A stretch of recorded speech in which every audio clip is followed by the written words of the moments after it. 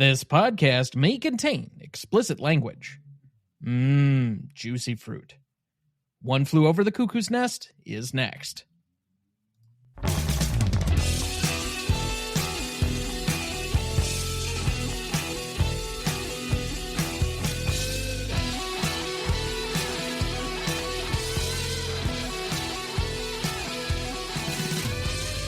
Welcome to the Greatest Movie of All Time podcast, the show that uses a unique grading style to redefine what the greatest movies are. I'm Tom Duncan. And I'm Dana Duncan. Came in a little strong there, didn't you? Well. And then clears your throat. You would think 6 seasons in that you would demonstrably get any better at doing this, but okay.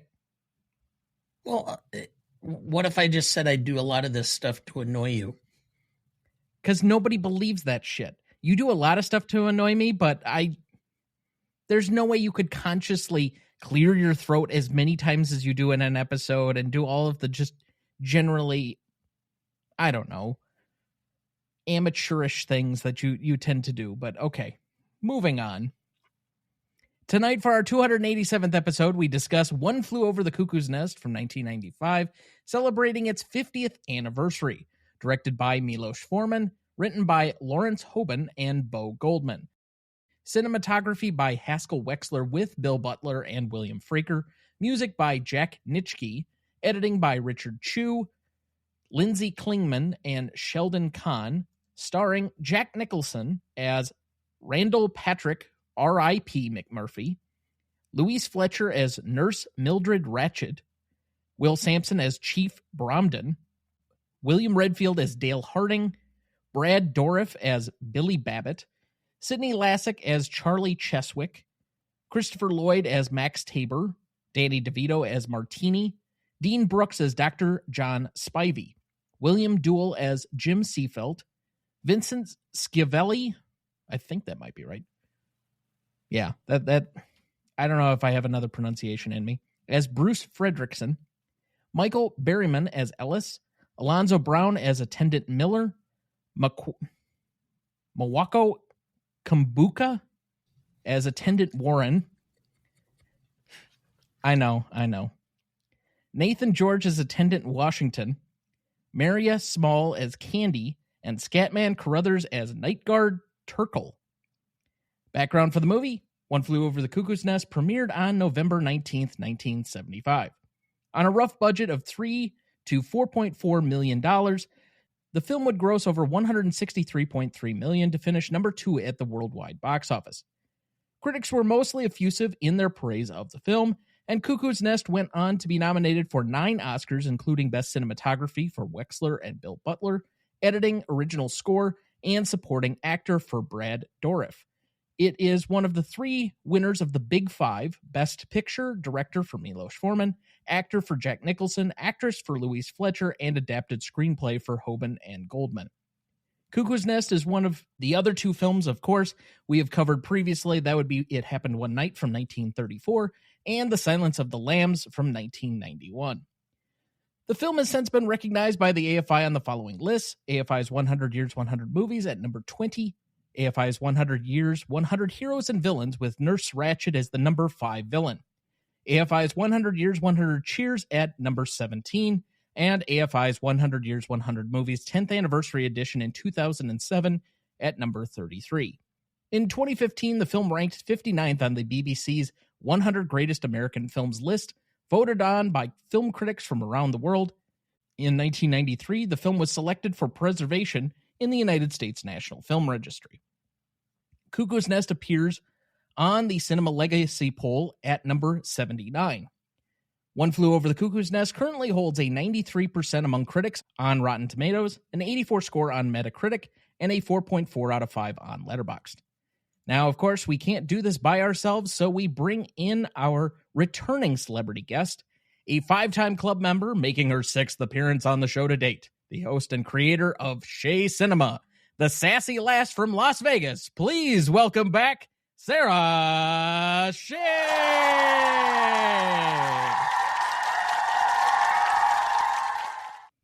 Hello, Gentlemen, thank you so much for having me back. It is such a pleasure.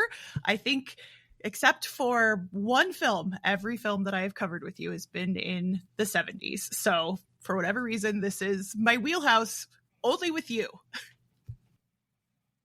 So you already covered Barry Lyndon and Shampoo, which were both from this year. So that's 3. You did Patton with us. That's 1970. What one am I missing?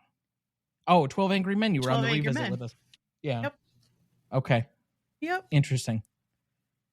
And my show is still stuck in the year 1933. So I'm like basically in the 30s or in the 70s. You could be worse. It could be worse. That's very true. Yeah. So you have not been on with us for several months at this point. The last time that you were on was for Patton. How have you been since that point? Been really good. Basically trying to get back into our own podcast. We took a very, very long break. We just released our episode with Andrew Corns doing King Kong, which I released a year and 1 day after it was recorded. So we're trying to, again, get back into all of that type of stuff, but good. I've been on, I feel like, so many other shows. I should probably make a list of those and post them somewhere. So yeah, even though I'm not doing my own show, I'm doing everyone else's show. Well, I mean, there is something to that. That being said, your editing period being a year long, that's quite unusual. That is unusual. So we'll just go ahead and say the reason for that was my dad was very, very sick. He was in the hospital for an incredible amount of time, and editing did not take priority at all. When I finally got around to trying to edit, there were massive technical issues. So we couldn't recreate what we had done. And so it was a laborious process of going through and editing everything. I used to be able to edit within a couple of days. So hopefully we can get back into that sort of scenario again. That's an unusual situation. So we've only released 2 episodes this year, I think. Mae West, which was maybe back in April or May, and then King Kong, which we just did. Our next episode is going to be on 42nd Street with our friend Clarissa, and then after that, we need to record more episodes. I do remember another episode coming out during that period of time, though. Oh, State Fair, which you so lovingly edited for me. Thank you. Yes, so much. Thank you. Thank you. Yeah. Yes. I don't toot my own horn very often. You are correct, Tom. We literally would not exist if we didn't have your assistance. Well, I got that going for me, which is nice. So welcome back, of course. But into our film for the evening. This is your 3rd film, as we mentioned, from the year 1975. This is, of course, the biggest recipient or beneficiary of the Oscars for this particular year, even though I think most people hail all 5 films as being worthy. In fact, on the Cinema Legacy poll to this point, 3 out of the 5, including this film, have already been named. And I think most people can assume the other one that you're thinking of is probably going to be on the list somewhere.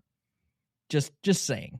But that being said, so 4 out of those 5, Barry Lyndon being the sole exception, and I think that has more to do with certain people limiting their Kubrick selections to other films than Barry Lyndon. But that being said, this is obviously a significant year in the history of cinema by most recollections. But this is the only film out of those that's really narrowing in on a very, very specific subject, and that would be the realm of mental health. Watching this movie for only the second time as I have, I guess I came to it from a newer perspective where the first time I watched it was probably 5, 6, 7 years ago. I guess I didn't have quite the experience that I do watching it for this show. And I was struck more by all of the smaller nuances around the mental health sphere that is contained within this movie. So let's just start with a basic compare and contrast, especially because Dad and I deal with this on a daily basis, the mental health sphere within our professional lives. let's compare and contrast mental health treatment between what's depicted in the movie, which I find to be probably a very realistic picture of how it was in that moment, with how we are today. Well, there's a lot more safeguards today than there ever was. Most states require annual reviews of patient commitment, both involuntary and voluntary, to make sure that both are, in fact, that the involuntary is justified and that the involuntary is, in fact, voluntary. So there's also a stigma and a decline in the use of electric shock treatment. It is only used in very rare instances. And the operation of a lobotomy is almost non-existent at this point in time. And why would that be? Because while it does, in fact, cause people to behave in a more appropriate way, it also has a tendency to destroy their personalities, their creativity, their ability to function as a normal human. Which I think is kind of the way this film ends, is he becomes mostly comatose by the end of the film. And I believe that, well, we'll get to the ending, guys. I suppose I'm jumping the gun a little bit. Sarah, did you have something to add? So, yeah, I think one of the interesting things is that more or less lobotomies never happened in the 70s, at least not in the United States. And so there's some framing in terms of when does the story actually take place. The movie was released in 1975. The novel was published in 1962, so a significant amount of time before, but he started writing it in 1959 based on Ken Kesey, based on his experiences working in a mental institution, which would have been in the 50s, where lobotomies and things like that would have been much more commonplace, although still on their way out. So for me, knowing about state mental hospitals and things like that, because I actually grew up near a facility like this, that is this movie actually taking place in the 70s, or is it taking place in the 60s, or is it actually supposed to be taking place closer to in the 50s or late 50s? Because if it then becomes a period piece and isn't contemporary to 1975, then there's very different components going on. And I don't know if I'm smart enough to have figured out when exactly it takes place, because the lobotomy component would not have happened in the United States at all at this time. Can I answer that question? Yes, it took place in 1963. No, it took place in 1962. No, that's when it was published. I know, but they refer to the 1962 World Series. Oh, okay. Yes. Okay. Sorry. The Dodgers and the Yankees? Yes. Was 63. All right. Well, it refers specific to a World Series. It can be heard on the radio. And the reason I know this is Dana and I had a discussion. We were actually together when we watched this last weekend, or at least first 3 half. quarters of the film before he had to go. We were watching it in between during the commercial breaks of the Packer game. Ugh. But that being said, I felt like being institutionalized after that crap. Yeah, well, the football aside, we do remember it being very specific to that, because then they were talking about certain players being in the games, and then Nicholson refers to, because he says Koufax at one point when he's doing the imaginary baseball call or whatever. So there are players specifically mentioned. So that does root it in a place and time. So I would, if it's not 62 or 63, it's that early 60s period. So it's not contemporary to exactly 1975, but I don't know. I'll take your point on the lobotomy point of view. But that being said, one of the things that I guess is not discussed particularly in this film, but I know was a thing yet, was voluntary, involuntary commitments. A family member commits you because they have some type of like guardianship or whatever over you. I've seen it depicted in some movies where somebody gets committed because their spouse is about to leave them, so they put them in a ward and something to that effect. I don't know what the percentages or the rate was, but it's higher than it is now, where we have a lot more awareness of the legal constraints around people's individual rights and putting them in institutions. Let me clarify. Okay, that is not a voluntary commitment. That is an involuntary commitment. In order for it to be a voluntary commitment, you, as the patient, have to sign yourself in, and you have the ability to sign yourself out. If your family tries to put you in, they have to petition the court, and the court orders, and that is an involuntary commitment. These days, yes. Boy, I'm not sure how far back that goes, because that's been the case as long as I've been practicing law and well before that. So, which goes back to the late 80s. Well, so you have kind of historically the deinstitutionalization of a lot of these facilities. And so the one that I grew up near looks physically just like this place and they filmed it in Oregon, I think. So they all look the same because they were all built in the 20s and 30s, and they're all kind of federally funded and all of that type of stuff. So all of that was being decentralized and kind of being shut down. I think in the late 60s, early 70s. So laws were already changing because they couldn't keep people in those types of facilities. There were more laws that had come up that they had to basically agree to be there. Fully involuntary commitments had to be super, super extreme. Someone like McMurphy, who's there because he's in jail, et cetera, and then ultimately gets this fate where he's lobotomized and becomes comatose, would have been not very likely, but still possible. But it definitely would have been done by the time the 80s roll around, like the late 70s and 80s. Yeah, the laws would have already been in place. I'm pretty sure. And the facilities that I grew up with were no longer these sorts of facilities like in this movie. They were much more specialized, like assisted living facilities for people who were severely disabled, that type of stuff. But yeah, we grew up with that just down the road from where I was. And so they all look exactly the same. I guess one of the things we're talking about a changed legal system, but I would also say that there are a lot of similar ways in which we still attempt to handle mental health through the legal system, as opposed through a medically advised system. Particularly that police officers are put in a difficult position of having to deal with people going through mental health situations in a way they're not properly trained probably to handle.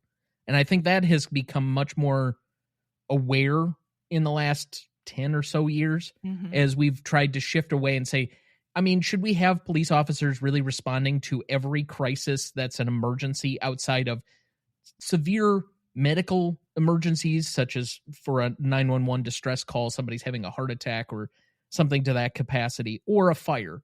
Those are the two things. Otherwise, everything else seems to be we're going to call in some officer of the peace. And I would say that by that extension, things haven't changed nearly as much as they probably should have and graduated to a better source of care. Yeah, I think that's fair enough. And it's clear, right, that aside from McMurphy and Chief, and I can't remember who else, that pretty much everybody in the ward is there voluntarily. And they can leave at any time, but they don't want to leave for whatever reason. But because the care that they are receiving is gentle enough and structured enough to meet their needs, which would not be the case without this type of facility, right? And someone like McMurphy, who is being transferred from a work farm, who's in prison for statutory rape and battery and all of these things, would not find himself in a facility like this but he can't function in regular society either, and also isn't functioning in prison. But like there wouldn't be the overlap that there seems to be in this movie. They're going to be much more separated out, and you definitely like would not have a criminal person mixing essentially in with individuals who just need it. I'm going to just put it very basically, just need a safe place to exist, right? Sure. I think a couple other things that I would mention here, the awareness of mental health as a reasonable but also severe condition is higher now than it was at the time. I think films like this help to raise that general awareness. Also, we talked about Ordinary People about 2 months ago, I believe. And I would say that also helps with psychotherapy and some of the other treatment options that are available for mental health. However, one way we've negatively gone backward, it appears to me there's more state funding actually for mental health than is available now, back when this film was made, or at least the time period in which it's talking about. I think that's a fair assessment, and it's more private practice. There's so much money to be had in the care and treatment of mental health issues, or the side kind of components that go along with it, for sure. Well, it differs. Wood County, where we live, Wisconsin, does maintain an inpatient mental health facility, Norwood. Okay, but Stephen's Point, there's, I believe it's the 4th floor at St. Michael's Hospital, which is now Aspirus Hospital, Stevens Point, has the inpatient facility. And so that's privately run and owned. Other counties have very similar circumstances. Some counties are using Mendota Mental Health, which is a state facility in Madison that has been in existence for a long time.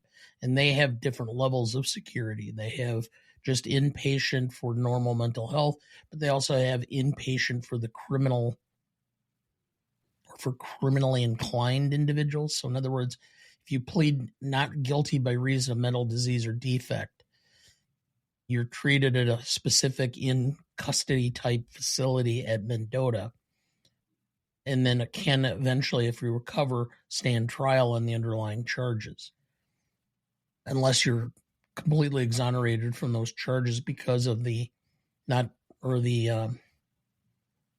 mental health aspect that you were unable to understand or develop what's called the mens rea, the criminal intent to commit the crime, because of the mental health.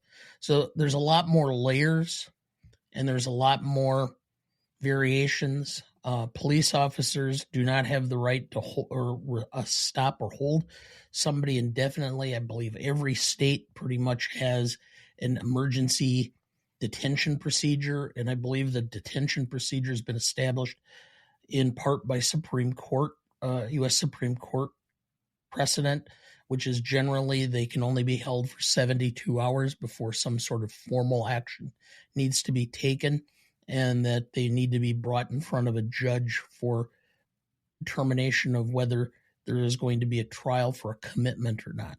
So I mentioned my relationship to the movie is this is the second time I've seen it. It's not particularly deep. I think the first time I was a little bit underwhelmed. I'm glad I've returned to it for this second time because I got a lot more out of the film, and I enjoyed it simply a lot more. That being said, Dad, what's your relationship to the film? I have seen it in pieces about 4 or 5 times. This is the first time I think I've ever sat through from beginning to end and watched it completely. I mean, I knew all the parts, and I knew what was happening and what was going to happen as we went through the film, because it'd be like I watched the first half, or I watched the middle part. I remember watching the ending about 4 or 5 times, because when it got to the part with Ratched getting strangled, I always kind of would stop if I happened to see it on TV and watch the ending, just because I just thought that was interesting. But So yeah, this was pretty much the first time I've watched it from beginning to end. And I would say that seeing the development of the film from beginning to end and how it moves about and the progression did make for a much more enjoyable watch than trying to do it piecemeal. I certainly had a more enjoyable time. Like, I could get into more of the character development when I was less focused on the overall plot this time around. And I think that I was able to get some more nuances out of individual characters. It has a higher degree of enjoyableness, even for as dour and difficult a subject matter as it is. Sarah, what's your relationship? Gosh, so I think I have something of a complicated relationship with this movie, being that I saw it when I was fairly young. So this is a movie that my dad showed me. I would have been probably around 10, 11, 12, something like that. It's not necessarily a movie that he reveres in the way that he presented other movies to me. It was more along the lines of, this is an important story, and it did win all of these awards, right? But the focus was really on Nurse Ratched as being a very compelling character / villain. And then also because we lived near a facility that was like this, kind of having an understanding of the geographical area in which I grew up and knowing people who were in that facility. So I saw this at a young age, which may or may not be a good thing. I think if you have a mature enough kid, they could absolutely take this in. And I wouldn't say that I was horrified by it, but I was affected by it as a kid watching it, because it's tragic. It's really, really tragic. I remember feeling the first time that I saw it a little bit, I was nervous the whole time. Like, I was afraid that everybody was going to get in trouble, and then ultimately somebody does get into trouble, et cetera, et cetera. And then I watched it again in college because, you're watching stuff to be rebellious, and this seems like a really good rebellious movie, and damn the man, all of that type of stuff. Yeah, I know this movie, that type of stuff. One of the interesting parts that makes this relationship with the movie complicated for me is that early on in my teaching career, when I started, Ken Kesey's book, One Flew Over the Cuckoo's Nest, was required reading for a class that I was teaching. So it was an agreed upon curriculum that I didn't have any input in. So I walk in and I'm told, here, you need to teach this book. And I just said, oh gosh, I guess I better read this book. So then I had to read the book, and then I had to teach the book. And then it was expected that we were going to show the movie in conjunction with the book while writing about it. And it was told essentially within the context of American literature, but also transcendentalism and nonviolent protest and all of this type of stuff, which I think I did a pretty good job handling what was given to me. But I'll tell you, reading the book, it's the overall story is exactly the same. There's not a lot of deviation. However, it is told from the point of view of Chief. So you know right away that Chief is faking it, that he is not deaf and dumb, that he is putting on this whole thing. You're seeing it through his eyes, and he's trying to interpret what's going on. It is very clear from his narration that he is actually mentally disturbed. So I believe that has schizophrenia. He hallucinates often throughout the novel. And I remember telling students, if you take this as if it's really happening, this is a horror story, because the things that he pictures happening are so horrific, people's bodies being ripped apart and things like that. So it was a bizarre thing to be told, present this to teenagers, which, even though I watched the movie at a young age, I would not be giving the book and the movie to teenagers on a regular basis. I think there's some really good messages in this film, even though this film makes me feel terrible. I've seen it over a dozen times, about 3 times within the last week. so this isn't a new thing for me, but every time I watch it, I feel awful when it's done. And why do I want to keep coming back to something that feels bad? Right. I think the history of me knowing you is you watching films way too young and being affected by them at a much older age. True. I mean, take it up with my dad. But I mean, I will if you ever let me meet William. Yes. I think that it's one of these things that it made me very thoughtful as a child. Right. And I wasn't disturbed in the sense where it kept me up at night. Right. It just made me think about the world and the people around me, how we treated other people, the way that Nurse Ratched acts. Right. She's very serene and proper, but what does it take to get her to crack, if she does crack at all, those types of, I don't know. But yeah, I think it affects me more now as an adult, but that's also life experience, right? The older you get, the more experiences you have, the more things that you can tie what you see in film and cinema to your own experiences, even if it's just a passing moment or something that's much more ingrained in your life experience. I know someone who's very near and dear to me who needs to be involuntarily committed to a facility, and we can't do it because there are laws in place that don't allow it, but this person should definitely not be wandering around. So what do you do? Yeah, this is one of those films that does that. Yeah. I think there's a strong proclivity for lawyers to expose their children to things that are more mature than they are. You mean like Revenge of the Nerds when I was 11? Oh, love that movie. Can't wait to talk about it. Or on the calendar. Or showing me Caddyshack when I was 8 just so that you could fast forward through the supposed nudity and then you missed one? Yeah. Okay. Do you have our plot summary ready for us? Oh, yes, I do.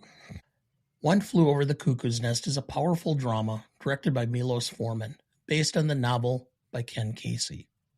The film stars Jack Nicholson as Randle P. McMurphy, a rebellious man who fakes insanity to avoid prison and is sent to a mental institution. There he clashes with Nurse Ratched, Louise Fletcher, whose strict control over the patients crushes their spirits. McMurphy's defiance inspires the other men, including the quiet and gentle Chief Bromden, Will Sampson, to rediscover their sense of freedom and individuality. The movie explores themes of authority, conformity, and the human spirit, ultimately showing the cost of resisting oppressive systems. Thank you, Dad. So what is the film about? I think it's about a lot of things, but let's start with one and move from there.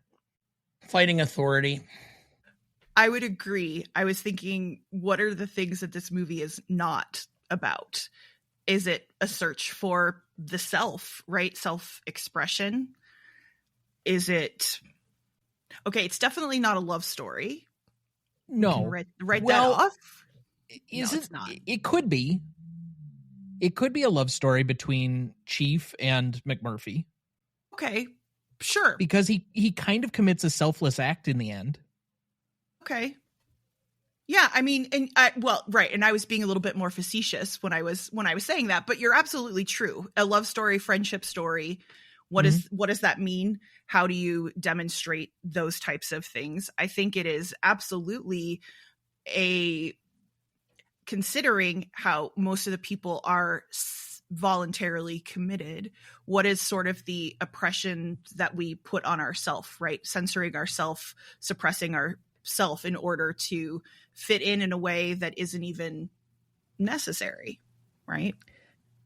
I will take another step further because we mentioned kind of identity and self-identity. McMurphy, to me, feels like he knows exactly who he is. And he's really the only one for a good portion of the film. Maybe with the exception of Ratched. But I don't think we're really trying to empathetically understand her. We just know her to be somewhat of the authoritarian in this example and set where the bars of society are. everybody else is trying to recognize their own identity, and seeing somebody who is so self-confident allows them to start projecting, who do I want myself to be? Do I want to be like this? Do I want to be like somebody else? And it allows them some character growth in the formulation of who their identity is. Because a lot of these people just feel like they have a stunted personality. They never got to fully recognize who they were. With the one exception, I would say, the doctor in this, that's the patient, seems to have his own identity because he came to challenges of mental health much later in life when his wife and he were having troubles. So from that standpoint, I will turn the question around a little bit. Oftentimes, people with mental health, we feel so incapable of helping them, and they feel so strange to us. And I feel this somewhat in my own life and in my professional life, and take that for what it's worth, that it's difficult for me sometimes to be able to get into their shoes and figure out what it is that I need to do to try and help them. And so, unfortunately, sometimes the only way you respond is through treating them almost as inhuman. And I think that's kind of the natural response from a lot of people is, I don't understand this. It's so foreign to me. Get away. And so a lot of this movie to me is about the indecency and the inhumanity of the institution that tries to grind them down through their routine. And mind you, I don't think routine is a bad thing, particularly with people that have difficulty with complexity, as a lot of mental health patients seem to have. Routine and repetitive nature of tasks and different things can be very comforting because it allows them not to have to think and more be in a subconscious state. But that being said, it also does not allow them a certain level of freedom either. And I don't think from the characters, for the most part, that we meet during the course of the film, that some of them weren't allowed at least some form of additional expression or individuality in a way that they never seemed to get while they were in the ward. Let's put it this way. Who gets better? Does anybody get better during the film? And how long were they there? I would say that Billy Babbitt does get better because he's able to stand up for himself, and he does get rid of his stutter temporarily until Ratched basically... Yeah. That has nothing to do with the institution. The institution's prerogative, or what they're there for, is to warehouse humans. And nobody really is trying to get any better. They want them to be within their confines so that they're easily manageable, and they go through a routine, and they don't have to do anything for them other than give them instructions and orders. They fall in line. You spend your 8 hours, and then you go home. And you come back the next day and do the same thing. And you get funding, and that's how your job is paid, is based on how well you keep these people in order, not how well they improve. Well, and even talking about treating them as if they're inhuman.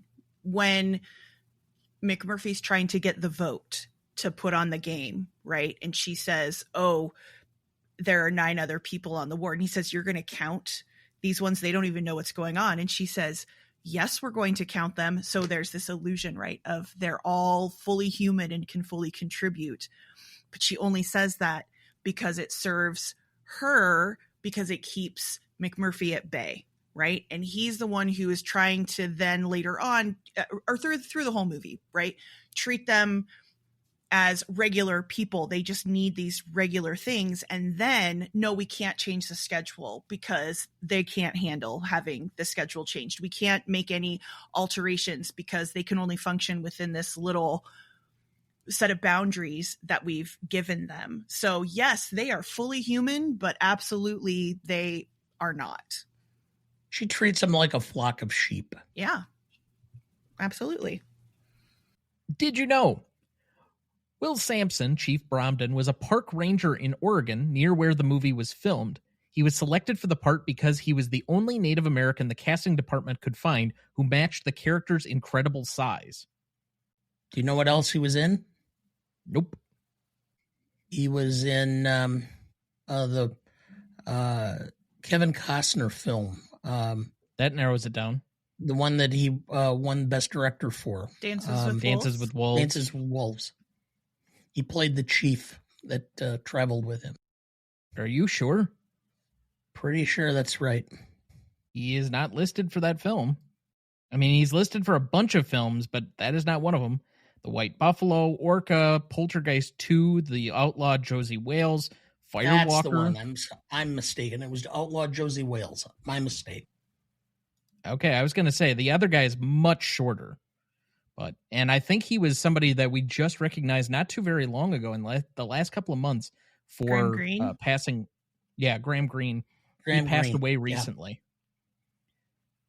Yeah. Did you know Louise Fletcher was signed a week before filming began, after auditioning repeatedly for over 6 months? Miloš Forman had told her each time that she just wasn't approaching the part correctly, but then he kept calling her back. In later interviews, Louise Fletcher said that she found ways to make her character human yet remain unsympathetic, ultimately deciding that Nurse Ratched actually did care about the patients and she felt she was doing what was best for them, but was ultimately misguided and drunk on her own power.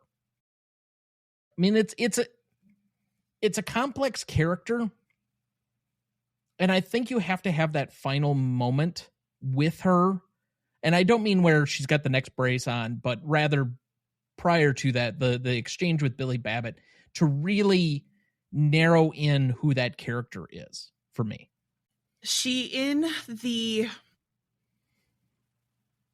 novel is essentially portrayed as a woman who is very uncomfortable with her own body and her sexuality, and that she is consistently trying to repress herself. So she's got really large bosoms, for example, that the chief describes in his narration as she's trying to like smother her breasts because they're in the way and they kind of take away from her as an authority figure.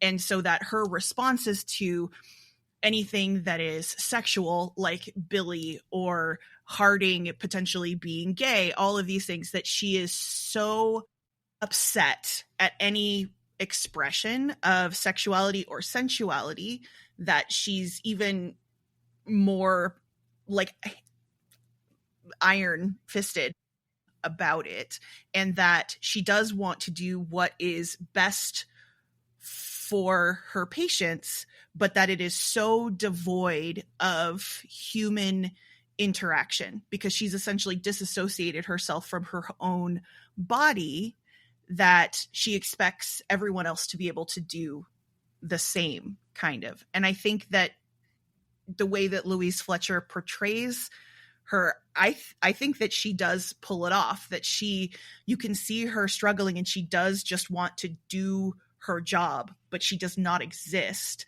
outside of the ward. We see her putting on her coat and her hat and leaving, and she looks very prim and proper, but we have no idea who she is as a person beyond this one role of being this caretaker for all of these out of control men, we'll say. And along those lines, did you know Louise Fletcher was so upset with the fact that the other cast members could laugh and be happy while she had to be so cold and heartless that near the end of production, she removed her dress and stood only in her panties to prove to the cast members she was, quote, not a cold-hearted monster.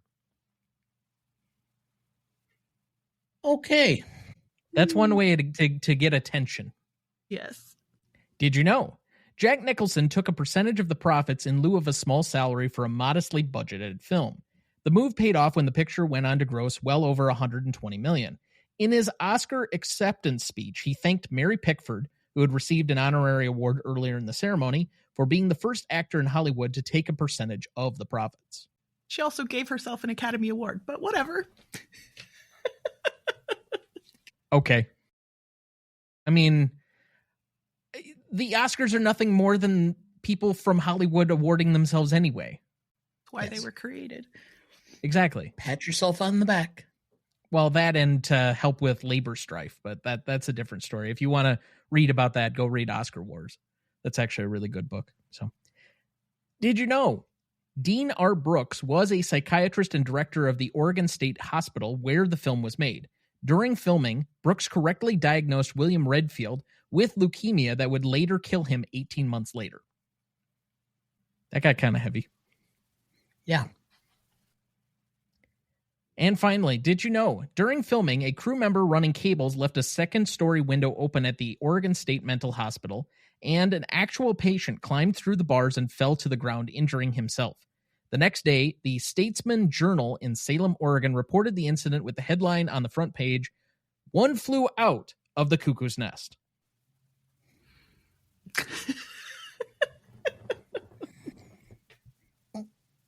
Yeah. Boy. And with that, that looks like a great spot for our first break. We'll be right back.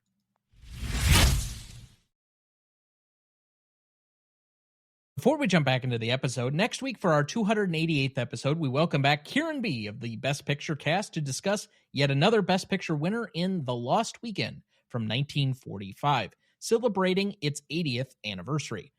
Written and directed by Billy Wilder with Charles Brackett, cinematography by John F. Seitz, music by Miklos Rosa, editing by Doane Harrison, starring Ray Milland, Jane Wyman, and Philip Terry. You won't want to miss that one, so watch ahead of the show by searching the Real Good app to find where it's streaming for you. That's REELGOOD.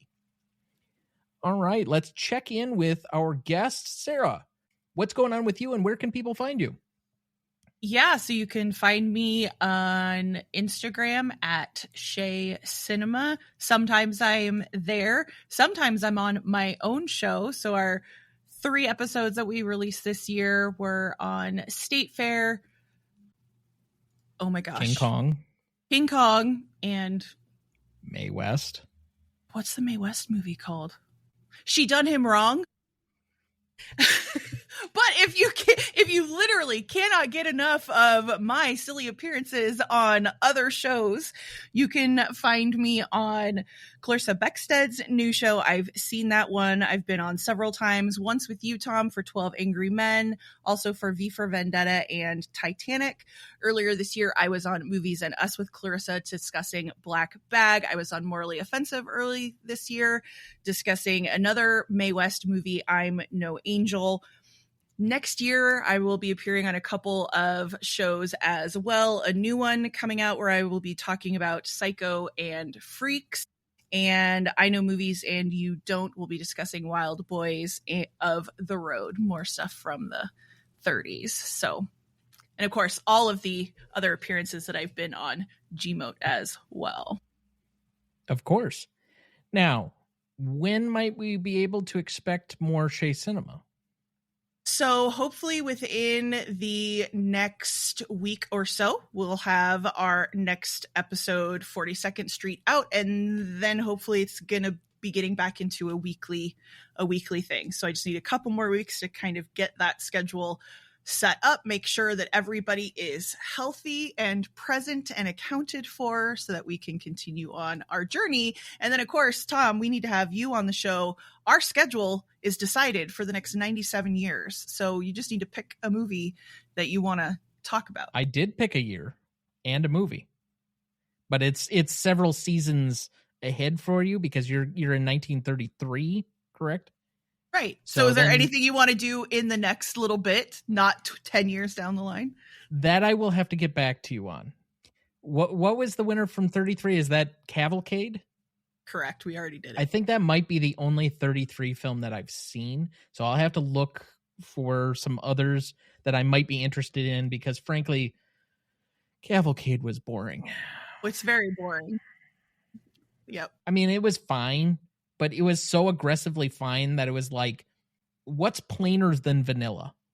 Well, when you have to have an understanding of like the Boer War in order to be able to contextualize the film, and I actually made Dad explain that part of history. Why is this relevant? I don't know how to care about this American movie about British old history. Whatever.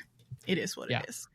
I will get back to you on that, but we'll schedule something and then okay. we'll make our way through it. That's perfectly fine. I don't know in what order you're necessarily going to do stuff, but I'd be glad to be on and try and figure something out, especially because I'm going to have 3.5, 4 weeks to myself actually here coming up. I mean, I have some various side projects, but it's my longest break of the year from law school. So that'll then be we're nice. going to have to get you on immediately then. Immediately. Got to be more. I guess I got to grow my mustache longer if I'm going to twirl it. All right. But that brings us to our weekly segment, at least through the end of this season. And we are going to release our next 5 entrants on the Cinema Legacy poll. So as we left you last week, we gave you numbers 30 through 26. Just a quick recap again of those.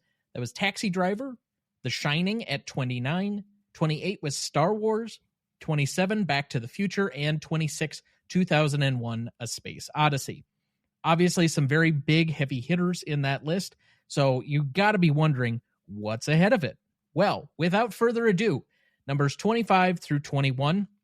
25 is the Frank Capra classic and his highest ranking film on the list, It's a Wonderful Life from 1946. I think this was my number 10 on the list that I submitted. I think it just barely bumped. Like I had back-to-back. I know some people ranked, including He Who Must Not Be Named, had All About Eve and Sunset Boulevard back-to-back, but this was the one where I had it back-to-back because I think I had 10 was It's a Wonderful Life and I had 11 The Best Years of Our Lives. And I don't think I did that consciously. It was just something that happened that way. Then number 24, we have the, as just alluded to, 1950 Best Picture winner in All About Eve, which we just recently covered on the show. You can certainly go back and listen to it there. Number 23 is another film that we have covered on the show to date. In fact, the first 4 films on the list that we'll be discussing this evening here are all films that we've had previous episodes on. Only one from this cohort is a film that we will be covering in 2 years when it comes up for its next anniversary. But we have the Steven Spielberg thriller horror children's classic, Jurassic Park from 1993. Yeah. I mean, it's got thriller horror elements to it, and it's supposed to somewhat terrify children. You know, not the way that E.T. was, but still. Right. Jurassic Park was my number 14 on my list. I think it ranked high on most people's list, but it is not the highest ranking Steven Spielberg film from that year. No. Just a little tease. All right, number 22, we have one of the other Big 5 winners. We already had It Happened One Night higher on the list. We already had the film we're talking about tonight, One Flew Over the Cuckoo's Nest, on the list. That leaves only one more, and that is 1991's Best Picture winner, The Silence of the Lambs, which we covered in our first season, and I believe we're covering again as a revisit sometime next year. And I also don't think we have a guest scheduled for that. So just putting that out in the ether. And finally, at number 21, we have a film that Dad has only half seen. We started it, he was really excited about it, and we never finished it. And this would be the last Paul Thomas Anderson movie on the list, 2007's There Will Be Blood, which I know several people have said is by far the best movie of this century so far. It is not the highest ranking movie of this century, but it is the highest ranking movie of that decade. So take that for what it's worth. But just a quick recap again. 25, It's a Wonderful Life. 24, All About Eve. 23, Jurassic Park. 22, The Silence of the Lambs. 21, There Will Be Blood. Dad, initial reactions here.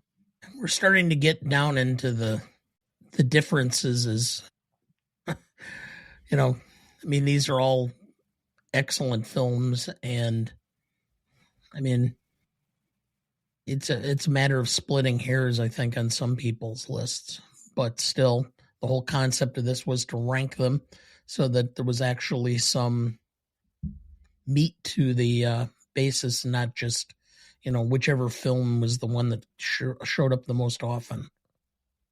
And I will say that the 2 films that are at the top of the list were by far the ones that appeared the most often on everybody's list, but they were also ranked very highly in addition to that, and their point totals are significantly higher than anything else that we've had. So when we get to the top of the list, you'll understand the 2 that deserve to be up there are up there for a reason. But that being said, each one of these, and we've gotten out of the range of where there are ties, so I think all of these films were included in a lot of people's lists. I don't remember if I had every single one of these. I don't think I had There Will Be Blood on my list. And that's just because I feel such a coldness with it. And I've had difficulty with relating to Paul Thomas Anderson films.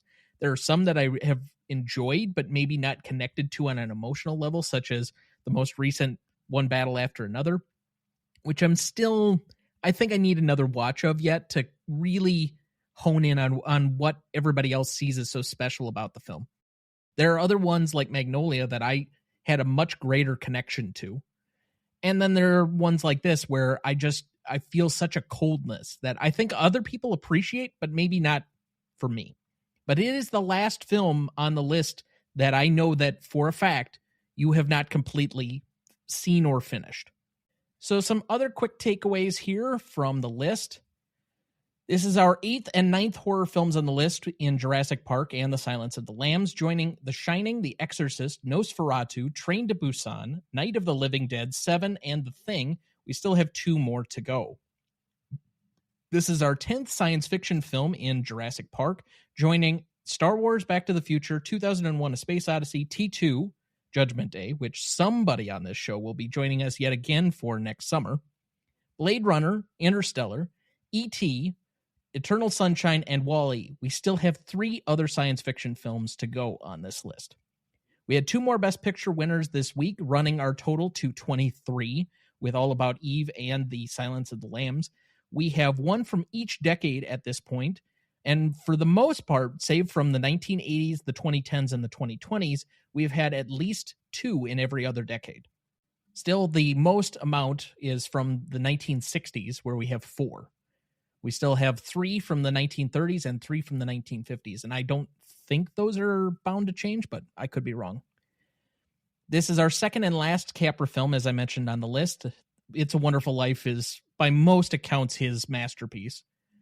Our first and only Joseph Mankiewicz film on the list with All About Eve. Our third Steven Spielberg on the list, joining Saving Private Ryan at number 63 and E.T. at number 72. Our first and only Jonathan Demme film with The Silence of the Lambs. Our third and final Paul Thomas Anderson movie in There Will Be Blood, joining Magnolia at 102 and Boogie Nights at 87. I think for the most part, people would probably say this is the right order. Director breakdown so far, we had 5 films recognized for Akira Kurosawa. He is currently done. He has no further films on the list. We had 4 for Christopher Nolan. He is also done. Quentin Tarantino had 3. David Fincher had 3. We have Stanley Kubrick, who had 2 last week and now has 3. He is also done for the duration of the list. Paul Thomas Anderson joins this ranks at 3 films recognized, and Steven Spielberg has 3 now. Those are not Steven Spielberg's last films on the list. That being said, we still have a very large collection of people with 2 films recognized on the list so far. William Wyler, Robert Wise, John Huston, Peter Jackson, Damien Chazelle, James Cameron, Alfred Hitchcock, the Coen brothers, Sidney Lumet, David Lean, and Robert Zemeckis. Then, for a breakdown of the decades, we still have 4 films from the 20s, 5 from the 1930s, 8 from the 1940s, 9 from the 50s, 10 from the 60s, 13 from the 70s, which is slowly ticking up now, 12 from the 80s, 18 from the 1990s, 12 from the aughts, and 9 from the 2010s, and of course the 1 film from the 2020s being Oppenheimer, which we covered a few weeks ago.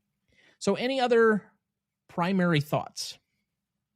Hearing none, I do want to give one small caveat here, and that is just because Sarah has not been on one of these episodes so far while we were covering the list, and she won't be back with us before we end our covering of the list for this season.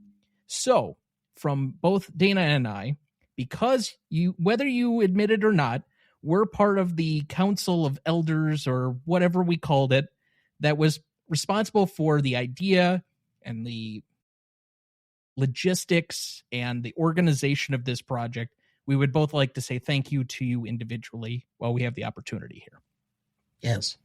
Thank you. It was such an honor to be included when it comes to the back end stuff throwing around ideas at the beginning of talking about it, I think I was definitely helpful. Once it came to the implementation, I have no skills. So promotion and organizing and all of that type of stuff, I'm an ideas person, ironing stuff out. But it's been absolutely wonderful and fascinating to see the level of participation from people, how seriously people took it, how people would submit their lists and then immediately say, I don't like what I chose. I would like to change it.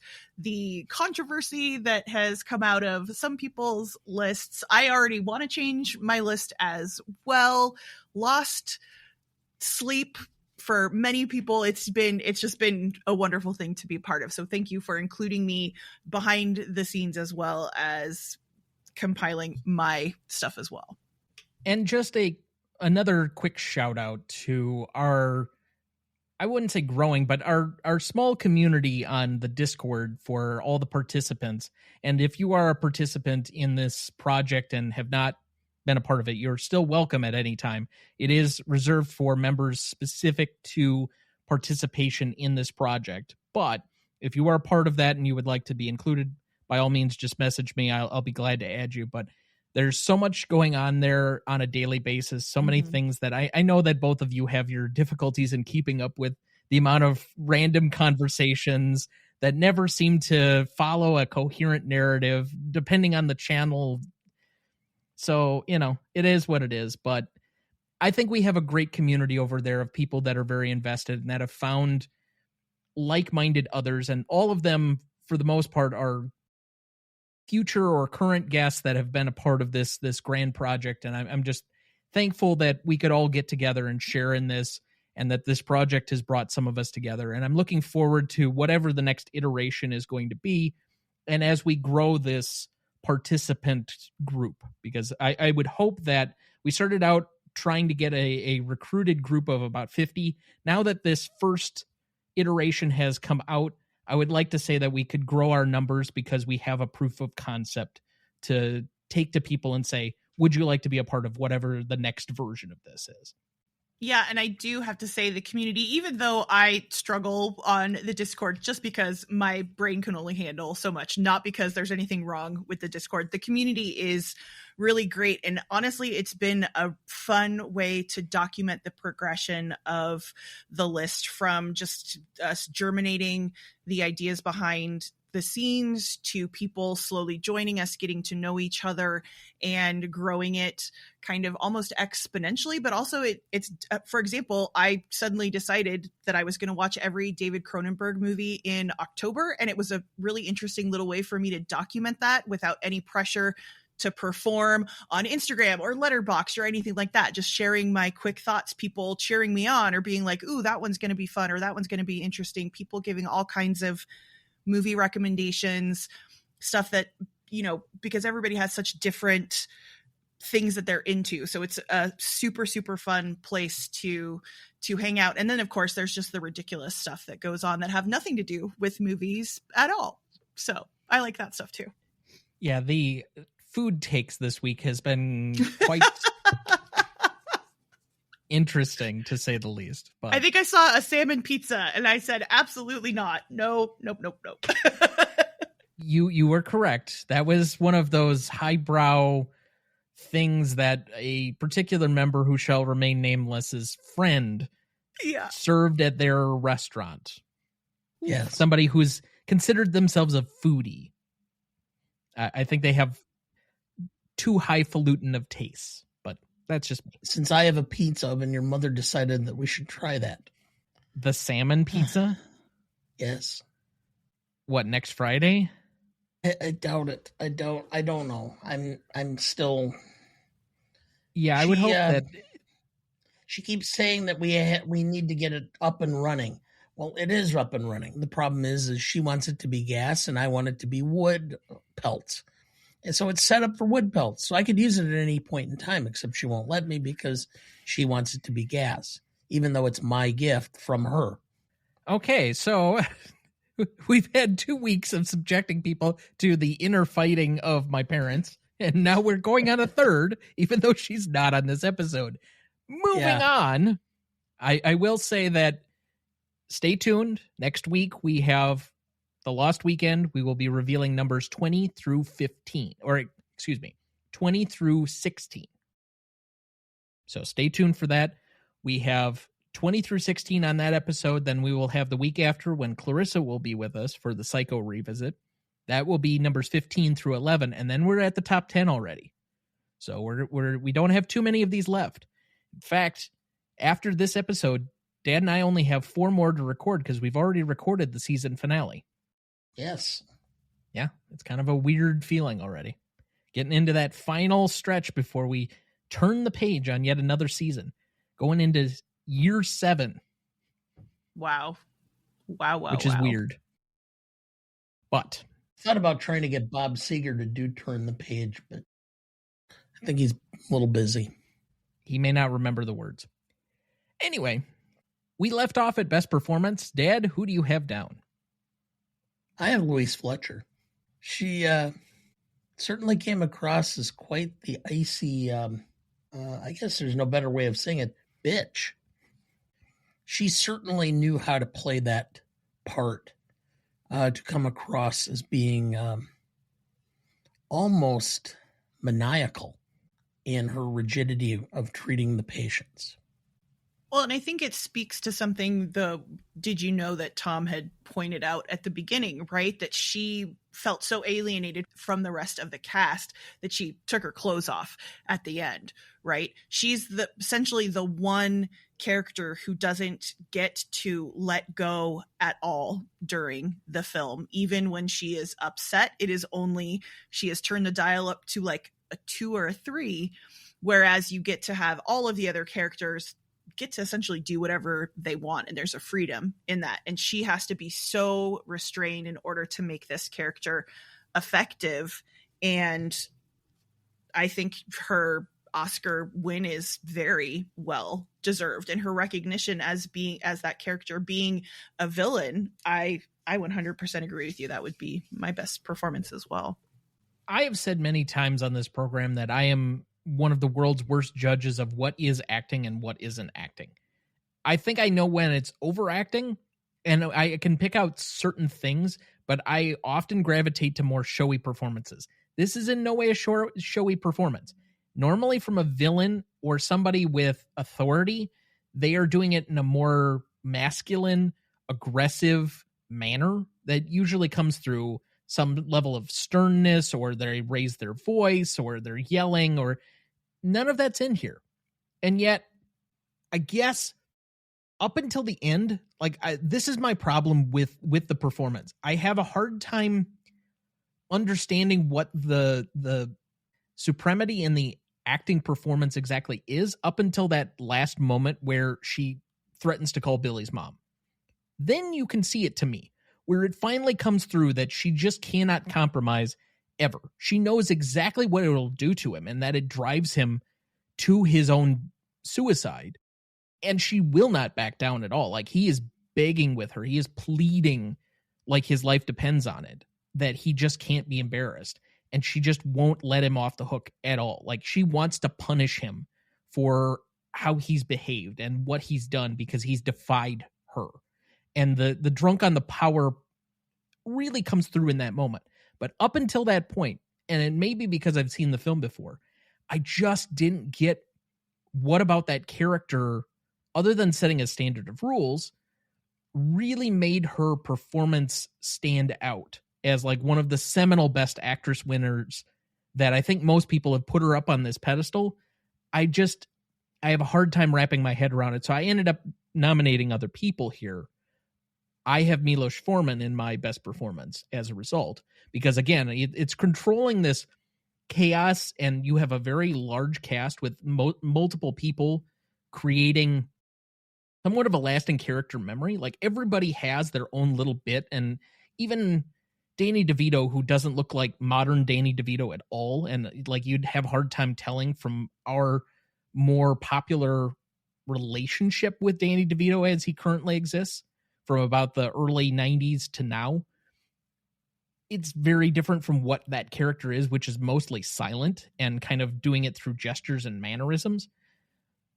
And he gives equal billing to all of them, and he creates a fairly light, entertaining movie up through the end where it's that tragedy and kind of the catharsis of Chief in those final moments. To me, the emotionality and the tone and how this film that could be very bleak, and as you said, the book is kind of presented like a horror film, somehow comes off as like a crowd pleaser and entertaining, really comes to me in the direction of controlling all of these various different elements and putting them together in a entertaining package. See, to me, her character is almost a psychopath. There's no emotion.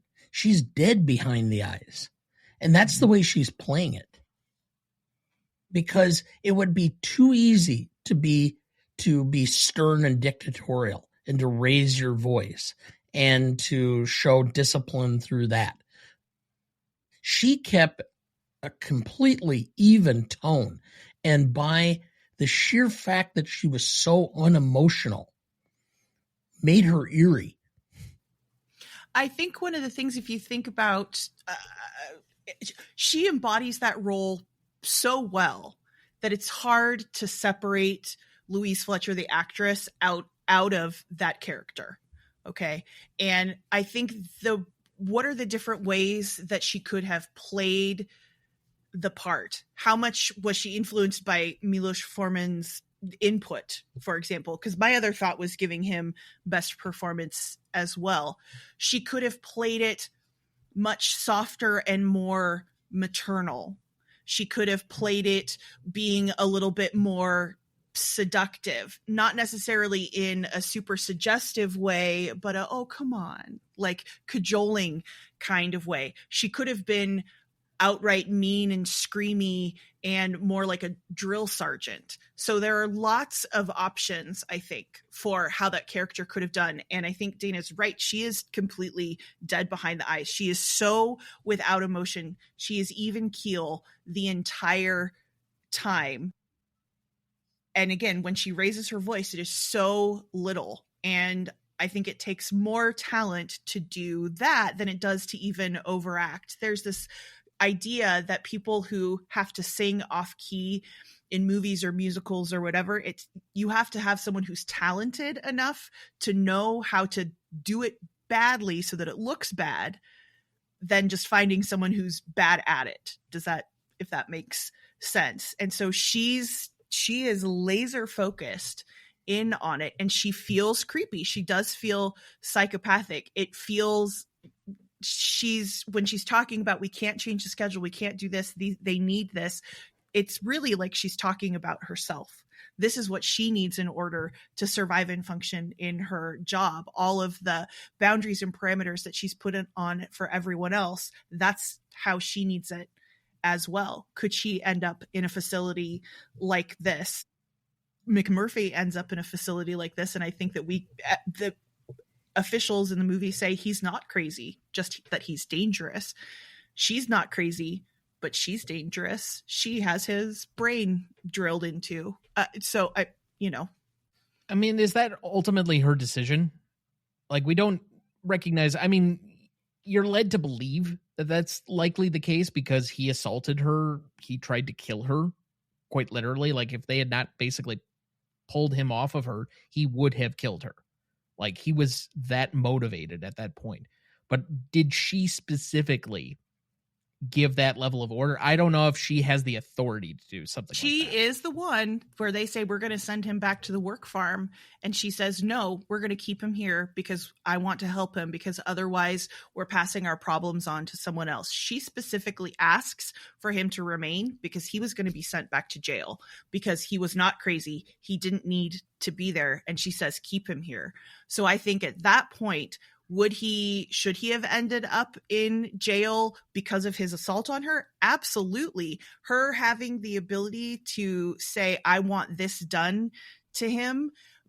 I think we're not necessarily supposed to know exactly how that plays out. But the indication, I think, or what's implied, is that she does have that authority, and that's a decision that she makes with the doctor, because I don't think she has the authority to like sign on the line that she's the only one who does it. I think she convinces the doctor to do it. In the book, it's implied that she has some power over the doctor and can blackmail him at any time.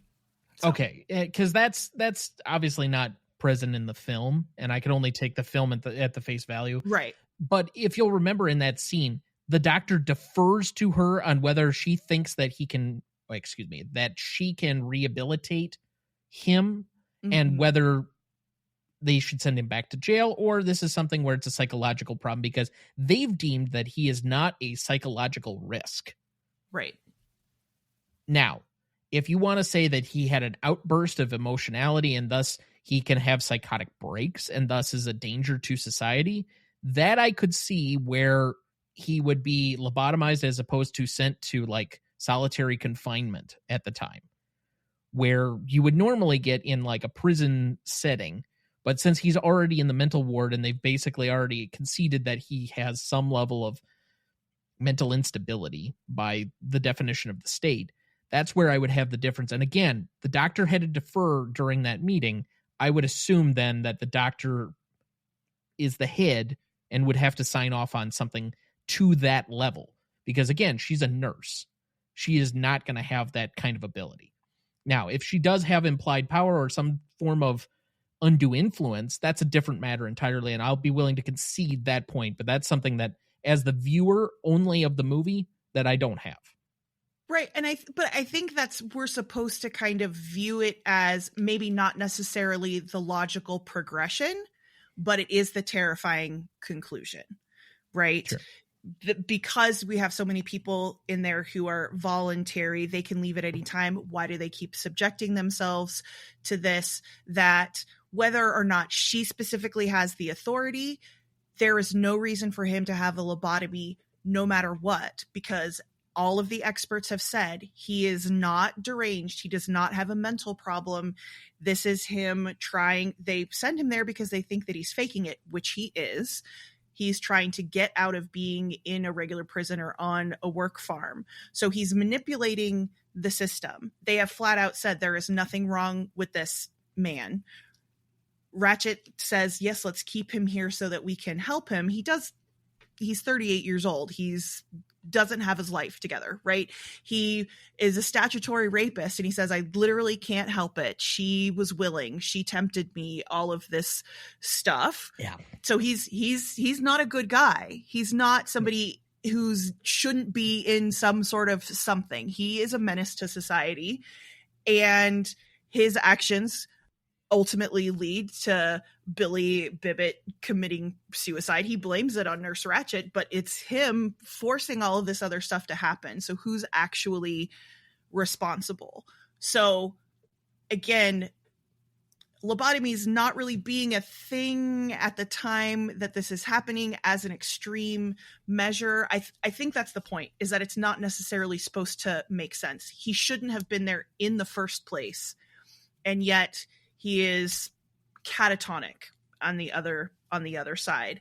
And it is absolutely because the system has gone haywire. None of the fail-safes that should have been in place existed. He should absolutely be in jail. There is no way this would happen now. There might be some sort of keeping somebody on a cocktail of sedatives, for example, but nope, they just operate on him and make him a drooler, which is why Chief is devastated to see him that way, because Mac is the first person who treats Chief like a human. He's the first person that Chief feels that he can talk to, because Ratched has created an environment where they can't function in any other way. So is it a punitive measure that she possibly asks for? Yes, I think we're supposed to view it as she's the one who makes the decision, even if she doesn't have ultimate authority, because she is cruel.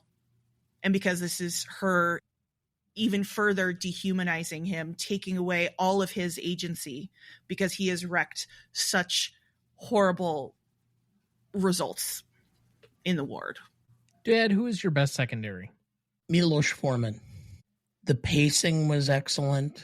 The integration of the characters, the somewhat overlapping dialogue within the confines of the hospital setting had to be well controlled so that you could understand it, but yet understand that They're going to be trying to talk over each other, etc. There's just little things in there that are very subtle that I think supported his being awarded Best Director, and I think it's with merit. Sarah, who was your best secondary performer? I would say it is the screenwriters adapting the novel. I think they do an impressive job of it because this movie stands so well on its own. You do not need to know the source material. You don't need to know that the novel is narrated by Chief. It is so good on its own. It's so good as presenting each of these different characters, the environment that they are existing in, the little tiffs that they have here and there. It feels real and it feels like a lived in world. And to me, that is really truly impressive how they pulled that off, because this new adaptation of Frankenstein, everybody's comparing the novel and this version with Guillermo del Toro, and people are getting mad and upset. And I think this is an adaptation of source material that is so good that you would be hard pressed to actually take exception with it.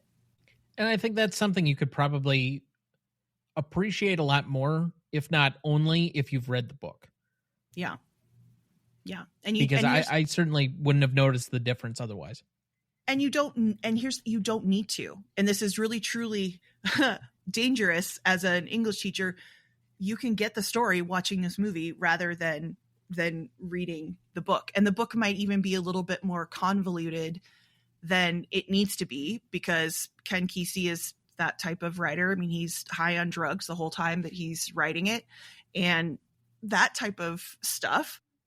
So is it a particularly well-written novel? I don't think it's actually well-written, but I think it's an interesting story. And that is the difference, right? So you can take a really good idea and make it into something better. And I think that this movie is better than what it was born out of. I have Jack Nicholson here. I think he, for being his first actual Oscar win, and there had been multiple nominations leading up to this point where it felt like it was inevitable he was going to win one of these times. For this to be his first out of, I think, a record 4 wins, 3 Best Actors, if I remember correctly, and 1 supporting, which I think is for Terms of Endearment. He's an actor that I don't think has a huge amount of range, but he can also be quite affable.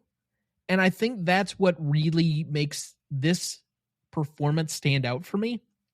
As you mentioned, in no way is he a good guy. He is a derelict. He is hanging out with what are likely hookers. He is a statutory rapist. He has no great bearing on his life. Like, he is an out-and-out criminal.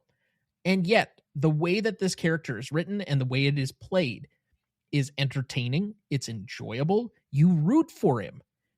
I mean, that's kind of the point of the film is that ultimately you think his point of view or his perspective in a counterculture way to defy authority and to push back on all of these rigid strictures and things is a representation of larger society.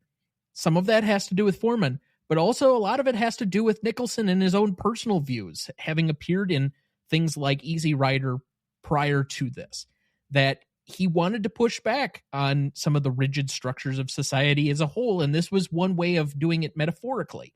He is incredibly likable, despite the character being written as a dirtbag, and because of that, he's pulling off somewhat of a magic trick. And he has to be likable, otherwise the story doesn't work.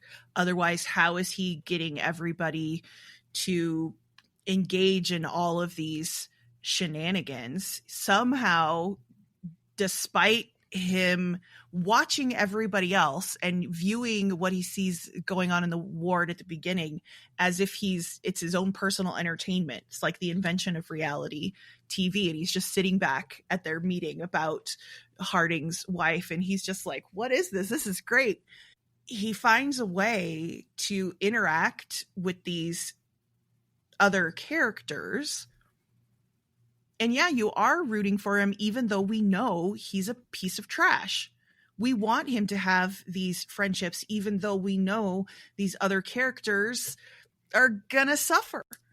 Because he's the audience avatar Yes. and our entrance point, and we don't want to Yep. think of that about ourselves. No. And so by extension, he has to be likable because we have to expect for him that we're seeing the world as it is through his eyes, as opposed to, as you've mentioned from the book, from Chief's eyes, where this would be a much different story if we're viewing Randle as a third party, as opposed to kind of like a first party perspective. Yep.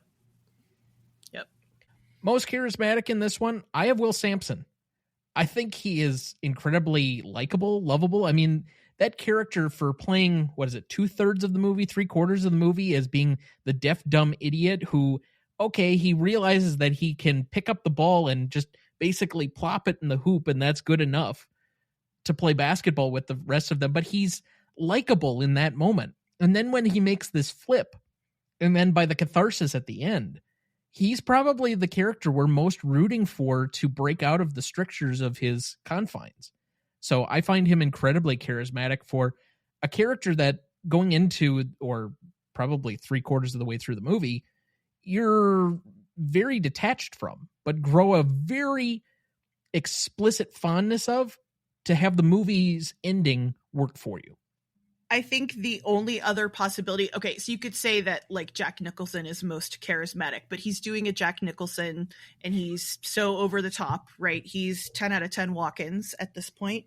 But my other thought would be, in most charismatic, would actually be Scatman Crothers as this. He's not in the movie for a very long time, but his moral ambiguity, or it's not ambiguous at all, he's ready for it all. That's essentially what hinges everything else, that they're able to progress.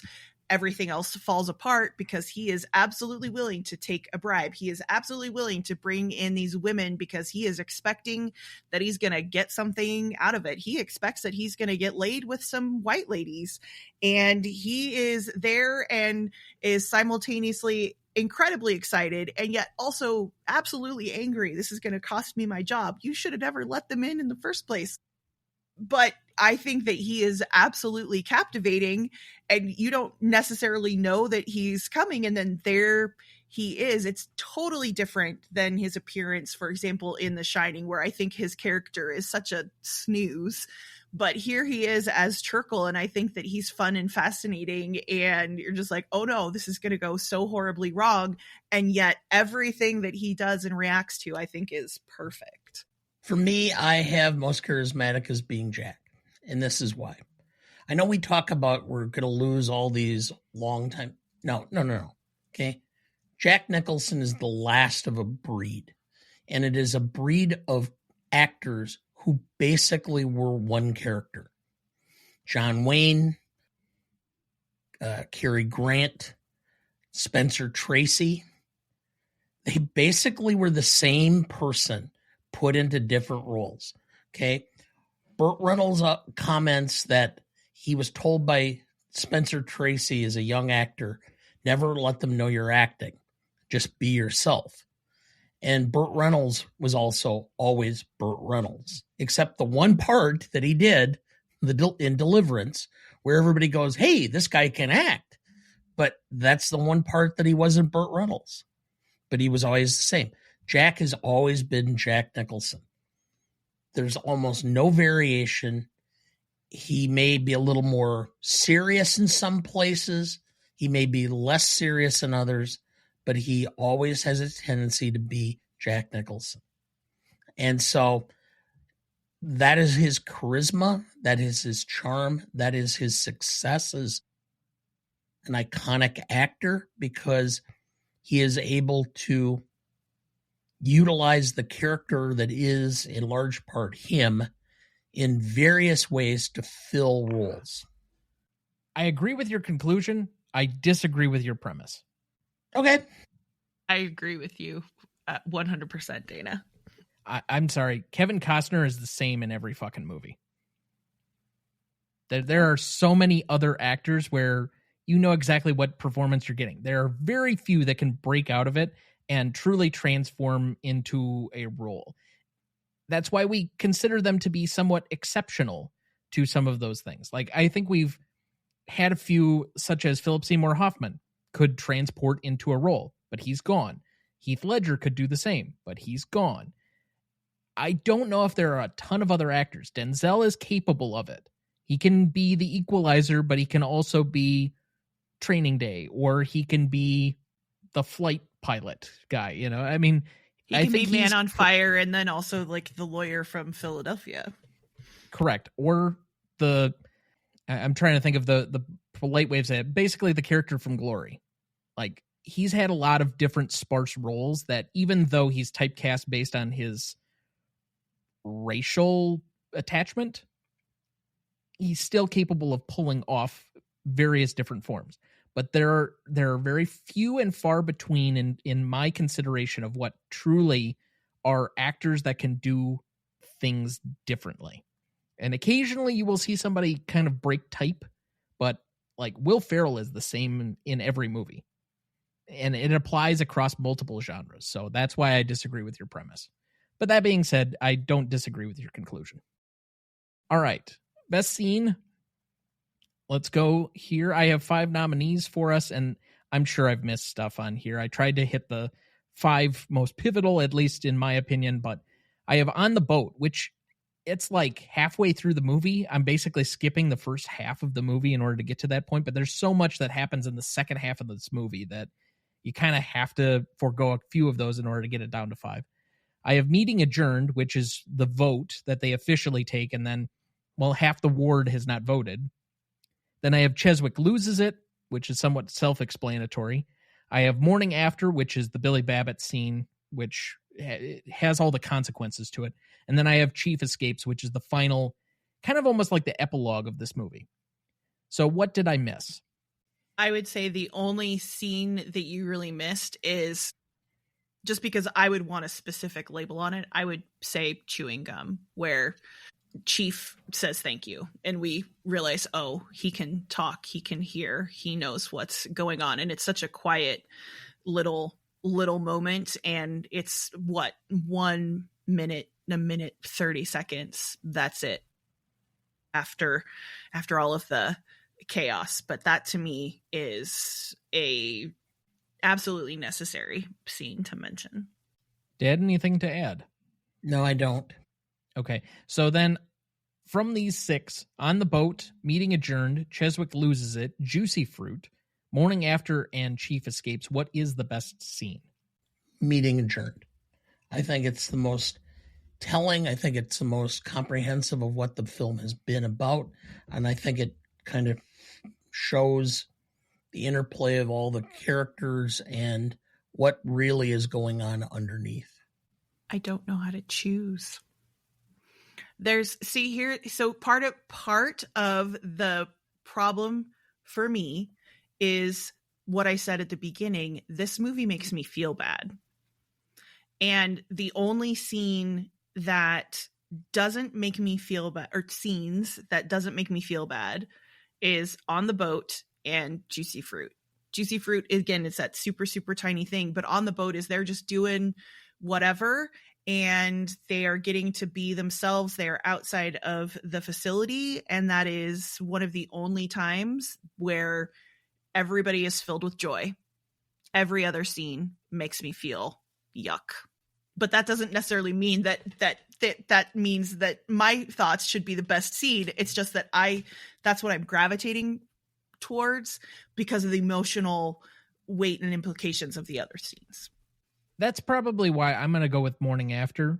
It has the most emotional impact and, for my money, catharsis of the film, where everything is riding on that hinge moment of they've finally like truly broken the strictures of what it's like to be in the mental institute. They literally had a party.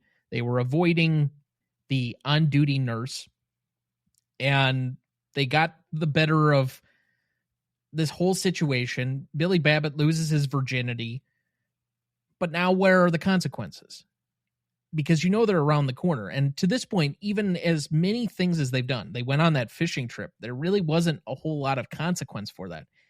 And even the ECT, while he has it, it doesn't seem like it really does that much to him.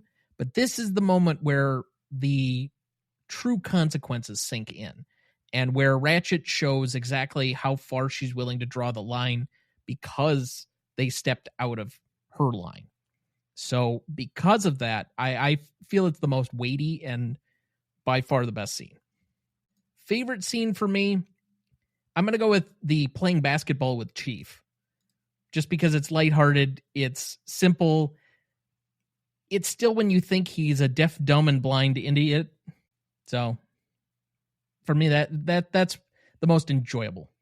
I love the brief moments right before they get on the boat where McMurphy is introducing everybody as a doctor. So we've got Dr. Cheswick, and we've got Dr. Tabor, and we've got Dr. Martini, and all. They're just sitting there smiling and nodding to keep up this ruse. And I think that that's just a brilliant little silly moment that I absolutely love. It makes me laugh every time. For me, I have the morning after as my favorite scene, and it's simple. I think I've been there a couple of times after some college parties. So you have fond memories of that? No, I don't. Actually, it was kind of like coming out and figuring out, like, what the hell? I mean, why is somebody's shirt hanging off of the lamppost? So you do have fond memories of this? I wouldn't say they're fond. Well, then why is it a favorite? Well, I just like the scene because I think it's funny. Because I think that everybody, there's that release. They got out of their little, I don't know what you want to call it. They got out of their shell, more or less. And so I think that that's kind of an interesting, fun portion of this, is to see the growth of really what is the characters. Most indelible moment for me is the final moments of the film. The one thing I remembered between the first and second times that I watched it was how the film ends, that he kills McMurphy and then he escapes. And I don't know why that sinks in for me, but it's just the resolution of the film. That's what I remembered the most. I agree with you. That is the scene that has stuck with me at this point for my entire life. Having known this movie is essentially how all of that plays out. So I agree. I have the Chief escapes as my most indelible, because that is the part of the film that I remember him running into the woods. That's the part that I remembered from previous portional views. That's the part that I will always link with this, which is ultimately finding freedom from tyranny. So that looks like a good spot for our second break. We'll be right back.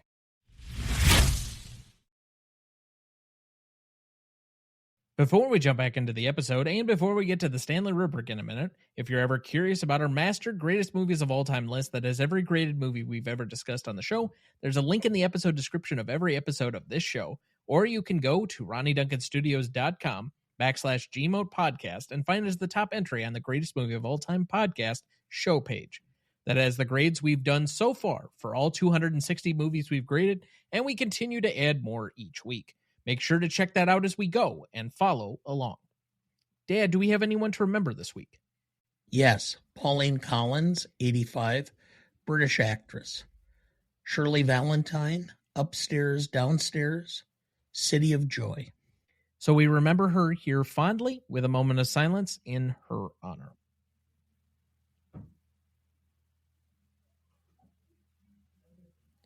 Thank you. All right, let's go to best funniest lines. My first one here, I have McMurphy. Jesus, I mean, you guys do nothing but complain about how you can't stand it in this place here, and you don't have the guts just to walk out? What do you think you are, for Christ's sake, crazy or something? Well, you're not. You're not. You're no crazier than the average asshole out walking around on the streets, and that's it. I purposely didn't prepare any because I did so many for Patton and made that episode way too long. I figured you guys would cover them all. So I'm just going to be cute and listen. Okay. McMurphy. After shock treatments. They was giving me 10,000 watts a day, you know, and I'm hot to trot. The next woman takes me on's going to light up like a pinball machine and pay off in silver dollars. McMurphy. Which one of you nuts has got any guts? McMurphy. In 1 week, I can put a bug so far up her ass, she doesn't know whether to shit or wind her wristwatch. McMurphy. Is that crazy enough for you? Want me to take a shit on the floor? Nurse Ratched. The best thing we can do is go on with our daily routine. McMurphy. Get out of my way, son. You're using my oxygen. I'm done. All right, well, I have several more here. McMurphy. But I tried, didn't I? God damn it, at least I did that. Cheswick. Rules? Piss on your fucking rules. McMurphy. What are you doing here? You ought to be out in a convertible bird dogging chicks and banging beaver. And finally, McMurphy.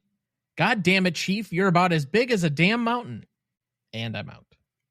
So let's move to the Stanley rubric here. Legacy is up first. This is a measure of two equal yet separate groups. The industry and the audience. How is the legacy of this film as shared between those two groups over the last 45 years? Again, this film is 50 years old. We subtract the first 5 years. So roughly from 1980 to today, what is the legacy of this film as shared between those two equal yet separate groups? Dad, would you like to start or should I? Go ahead. I think this is an easy 5. It appears on most major critics lists, at least of American films. I don't think it's appeared on the Sight and Sound unless it's on like the very long list of the Sight and Sound. But again, we've gone ad nauseum about our issues or complications with the Sight and Sound poll about being a little bit too highbrow at times about certain films and experimental stuff and things that are a little bit more out of touch with the average film goer. And so I think this is a 5 on the industry level, particularly because it's an often cited trivia answer, or at least one of 3, as a winner of the Big 5. On the public side of it, I think this is at least a well-known name recognition film. I think people have heard of it. I think for the most part, they know Jack Nicholson was in it. I don't think they could name a single other person that was in it, but obviously most people do know who Danny DeVito is. He's a cultural figure and icon yet. And to an extent, Christopher Lloyd is also that as well. So I'm going to give this a 4. I don't think it's really high, but I would venture a guess that every single cinephile has seen this movie at least once. And I would be very surprised if at least a decent portion of the general audience or population has not also seen of or at least knows of roughly the film and its contents or its subject material. Even as old as it is, it's still in that sweet spot in the mid-70s where there are a lot of films from this era that people still watch because it's not quite old or classic yet for them. So I have a 9. Now, with that, and my last point being on the audience, what was the results of our now famous or world famous office poll? Of the about 27 or 26 people there, only 3 had seen it. Okay. That included your mother. 3 more had or could indicate that they knew who was in it.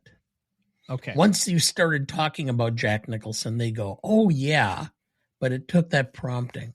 So it's about a quarter had heard of it, have some name recognition, and only about an 1/8 to a 9th of them have actually seen the movie. But okay. I agree with you completely on the industry. I don't have anything else to add.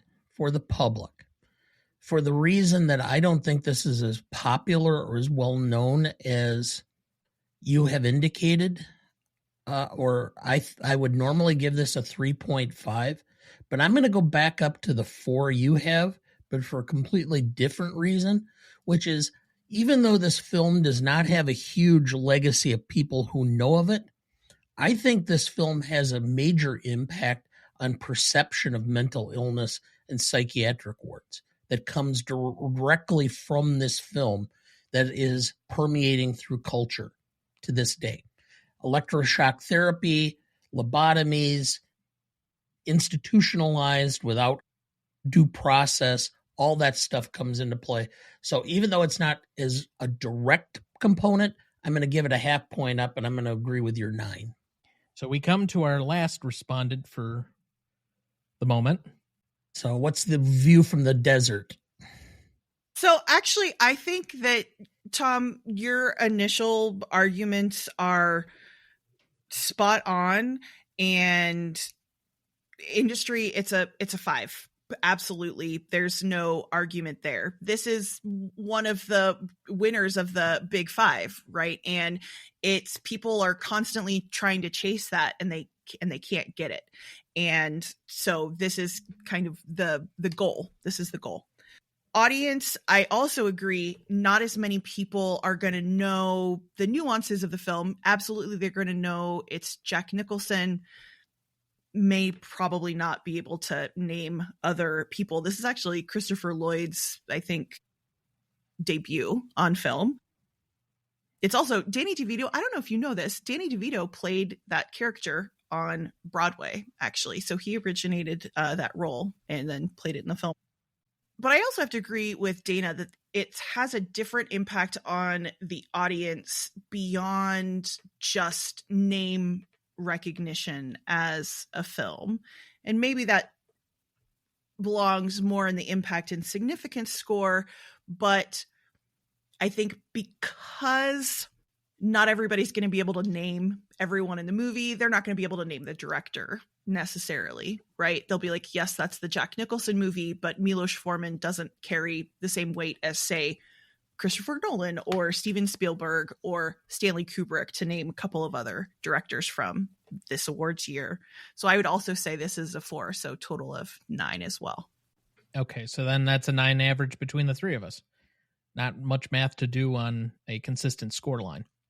Now, just for a slight deviation on this, and the fact that other films are chasing the big 5 and don't quite get there, we've had a couple of interesting record moments in the last few years. Anora winning 4 Oscars for the same person in a single night. That's obviously its own record. I know Oppenheimer had quite a number of Oscars and nominations for its haul. Everything Everywhere All at Once is probably the closest you're going to get in a modern era to a big 5 sweep, because it won both supporting awards. It won lead actress, director, screenplay, and best picture, which you could say is actually a arguably harder feat to pull off. But I would also argue that, based on my own definition that I've been carrying for a while, which again is basically you have to have one scene from that character's perspective at some point during the film, and they have to have appeared in 50% of the film. I would argue that Louise Fletcher was in the wrong category in being in lead actress. And I would also argue from the same standpoint that Hannibal Lecter was also not anything more than a supporting character in The Silence of the Lambs. So even though they did technically win the big 5, I would say the only one truly that has won the big 5 is It Happened One Night. But that's just me. I think that that's compelling evidence, right? Absolutely. It's when what is the total amount of minutes that Anthony Hopkins is on screen? I think it's like 12 or 13, something like that. Right. But it is such an icon. So you can argue both sides, right? Such a small amount of time on scene, but it's such an iconic performance. You can't separate that performance out of the movie, or you can't separate that movie from the performance, right? None of the other stuff works if he's not giving that performance, right? So what do people think of when they think of Silence of the Lambs? Are people thinking of Clarice Starling, or are they thinking of Hannibal? They might be thinking about Buffalo Bill, but they're there you go. Hannibal. I would make a case for Buffalo Bill being the lead actor over Hannibal Lecter, but that's, again, just me. I say you make a very compelling argument, but I understand both sides. So part of the problem is that you're not going to have the big five because there's so much horse trading. Well, I can't really, so I run and recognize this film, so I'm going to go with this. Which explains why we've had a few films win a lot of awards, basically sweep what they're nominated for in the last couple of years. Like the lone thing that Oppenheimer basically didn't win for was screenplay and supporting actress. Otherwise, it basically got everything else. Which I think the supporting actress award was probably. Yeah, well. All right, but let's move on then. We go to impact and significance.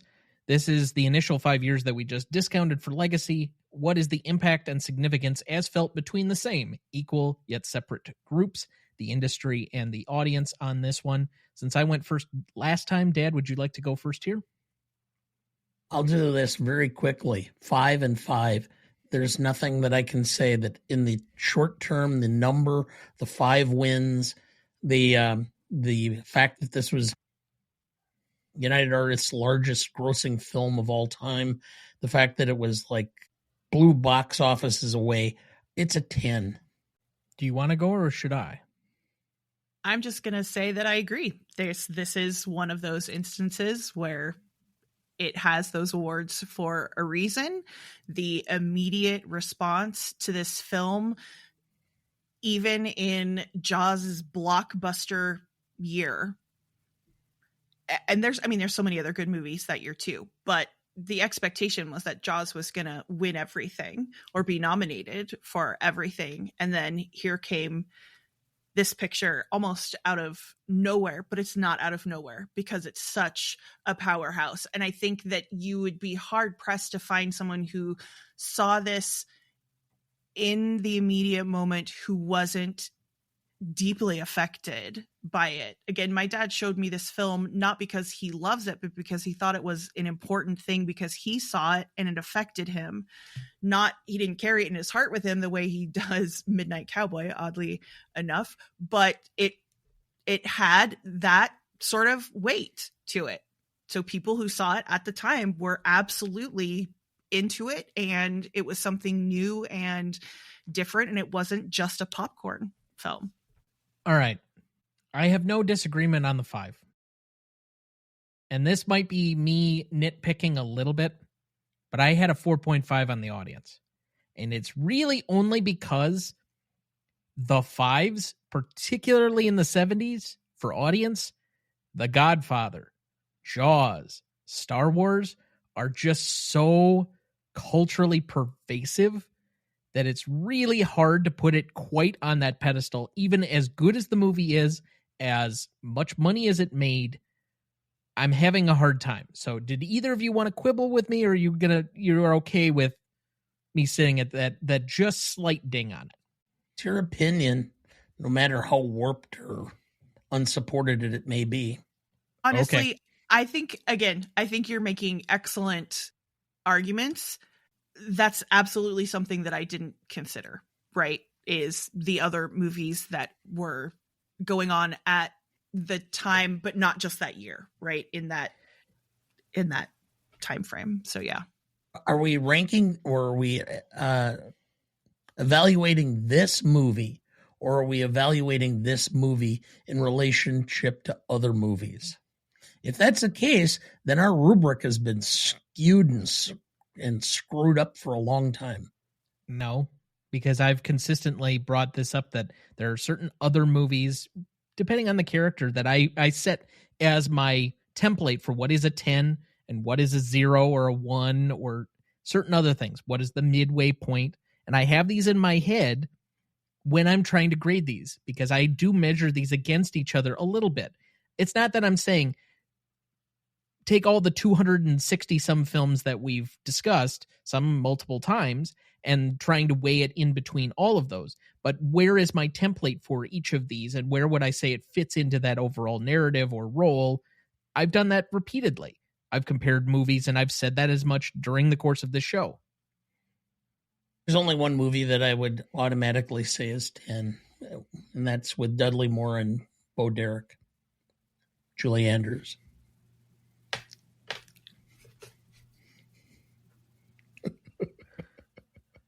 Okay, I'm missing whatever the joke is, but that's all right. It's probably funnier that I don't get it. So that's a 9.83 between the three of us, as someone uncontrollably guffaws. Let's move to novelty. This is a category split like the other two previous categories between two different groups this time. The originality of anything having to do with the movie, which most times is the subject material, but also can be some other things. And then the execution of the movie as a whole. 5 and 5 points apiece for a total of 10. I'll start us off here.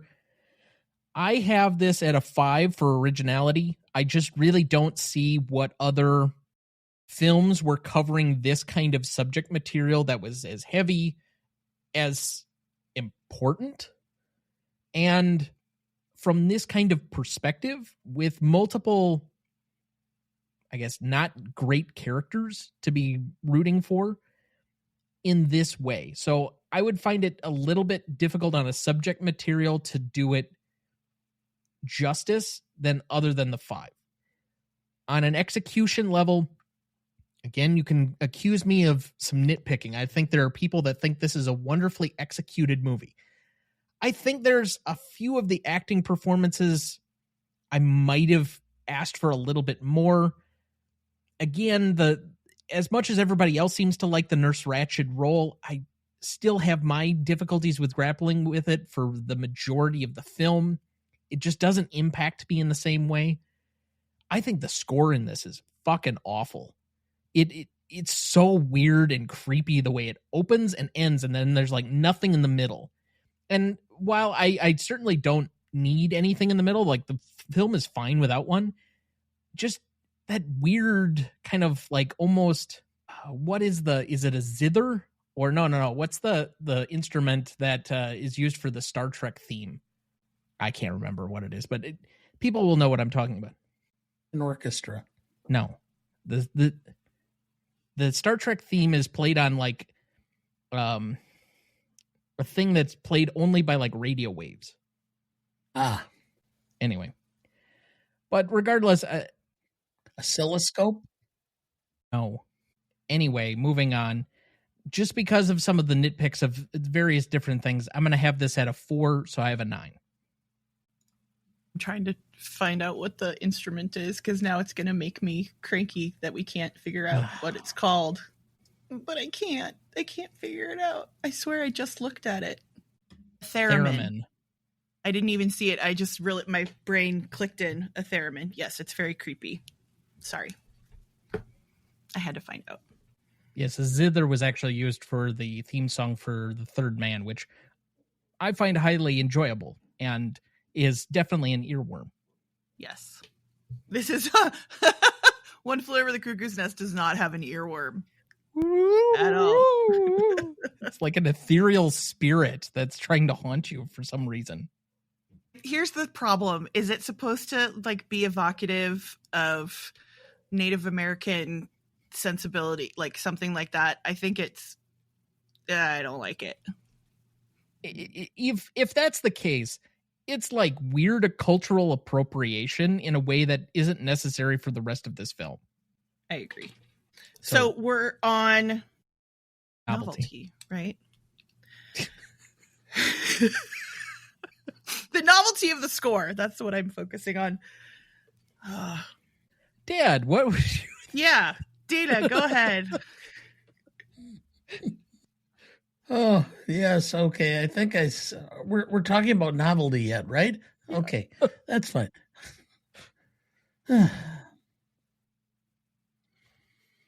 Originality is a 5 because there's just nothing else. I mean, I just Googled, mental health or mental ward films.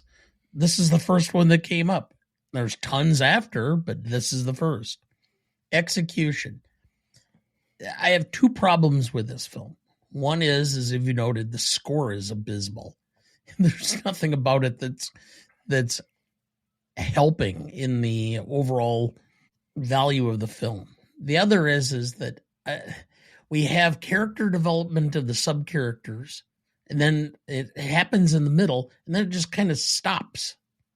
And we're like, we have no idea what ends up happening to any of these people. We don't know whether there's continued growth with, other than Babbitt, who's dead, we really don't know much.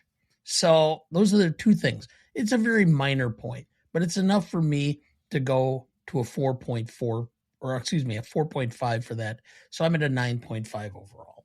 The other two films that I can think of as having at least scenes or a component being in a mental institution that I just recall off the top of my head is one we'll be discussing next week in The Lost Weekend, where he is committed like overnight to basically dry out in a mental ward, and then he like has this psychotic break about a bat and mice. So we'll get to that here in a second. But I mean, again, that's a small portion of the film overall, and it's not completely showing the rawness and the reality of a mental institution. It's trying to over-exemplify the nature of what that is, somewhat for a reactionary point of view of that movie. The other one is Random Harvest, but that's, again, in a relation. Like, I think any of the mental institutions were somehow combined as you needed to go through some traumatic experience like war, and that's how it was connected. It was not just people in general being in a mental institution. So I think that there is another film, and it's Girl Interrupted. It's like the girls' version of One Flew Over the Cuckoo's Nest, and it's how Angelina Jolie got her Oscar, etc., etc. And so it's essentially trying to be this film. It's also a period piece, but it doesn't. It's a good film. I've never fawned over it the way lots of people have. I think because I think this film, One Flew Over the Cuckoo's Nest, has way more to say about the industry and way more to say about the risks for patients. So therefore, in terms of novelty and original stuff like that, I think this one gets, for me, a 10 across the board, because I think everything is trying to emulate this film, and they are never gonna be able to reach it if they do a remake. No, but they're still not going to be able to do it. And more modern takes on this era, I don't think they necessarily have anything new to say that aren't told in this film. So 10 for me. So that's a 9.5 average between the three of us. That also worked out very well. Let's go to classicness. This is basically whether or not the film has aged well, was it ahead of its time, anything like that. Now, we do start at a slightly higher midpoint or baseline of a 6 on this one, because it's easier to take points off for how many things in the modern era just do not age well than it is necessarily to add points on for being ahead of its time. Most films are not necessarily thinking in that regard. So as such, this category requires a consistent amount of nuance. So we turn to our senior nuance correspondent, Dana. So when I'm looking this film up, and I'm just thought process had dawned on me as to how much this film impacted mental health treatment in the United States. And I just Googled it. Mental health treatment, One Flew Over the Cuckoo's Nest. I ended up with like 40 different articles, some of them from 2024, indicating the impact that One Flew had on mental health treatment in the United States. And the entire due process system that's in place. It was ahead of its time because it still conveyed, even though it was in 75, it still conveyed a lot of issues with mental health that were not resolved. In Wisconsin, every year there has to be an attorney who is appointed by the court to review every mental commitment and determine whether it's valid. And it was imposed by the Wisconsin Supreme Court in a case called Watts. So it's called a Watts review. Most states, I think if not all states, have very similar processes. And this shines back to this film. So this is so far ahead of its time as to where we were and where we're going. The question I have is depending on what you indicate, is it a 9 or is it a 10? Because I'm almost saying it's a 10, but I also have some apprehensions about it that I could be a 9. So I'm going to listen to the two of you, and I'm going to tell you that I am at a 9 or a 10, depending on what you argue. Well, would you like to go first or second on that? First. You can have closing arguments. I think that in terms of classicness, this is probably a 10. It's a period piece. And I think that it is very easy to recognize that the concerns that we would have that things don't age as well are absolutely of the moment and absolutely are points within the script. This does not carry the concerns that we would have on a film like Gone with the Wind. McMurphy as a character is a despicable person that is fully recognized. So the issues with him being a statutory rapist, mistreating women, calling in prostitutes, strangling Ratched, all of these have obvious consequences.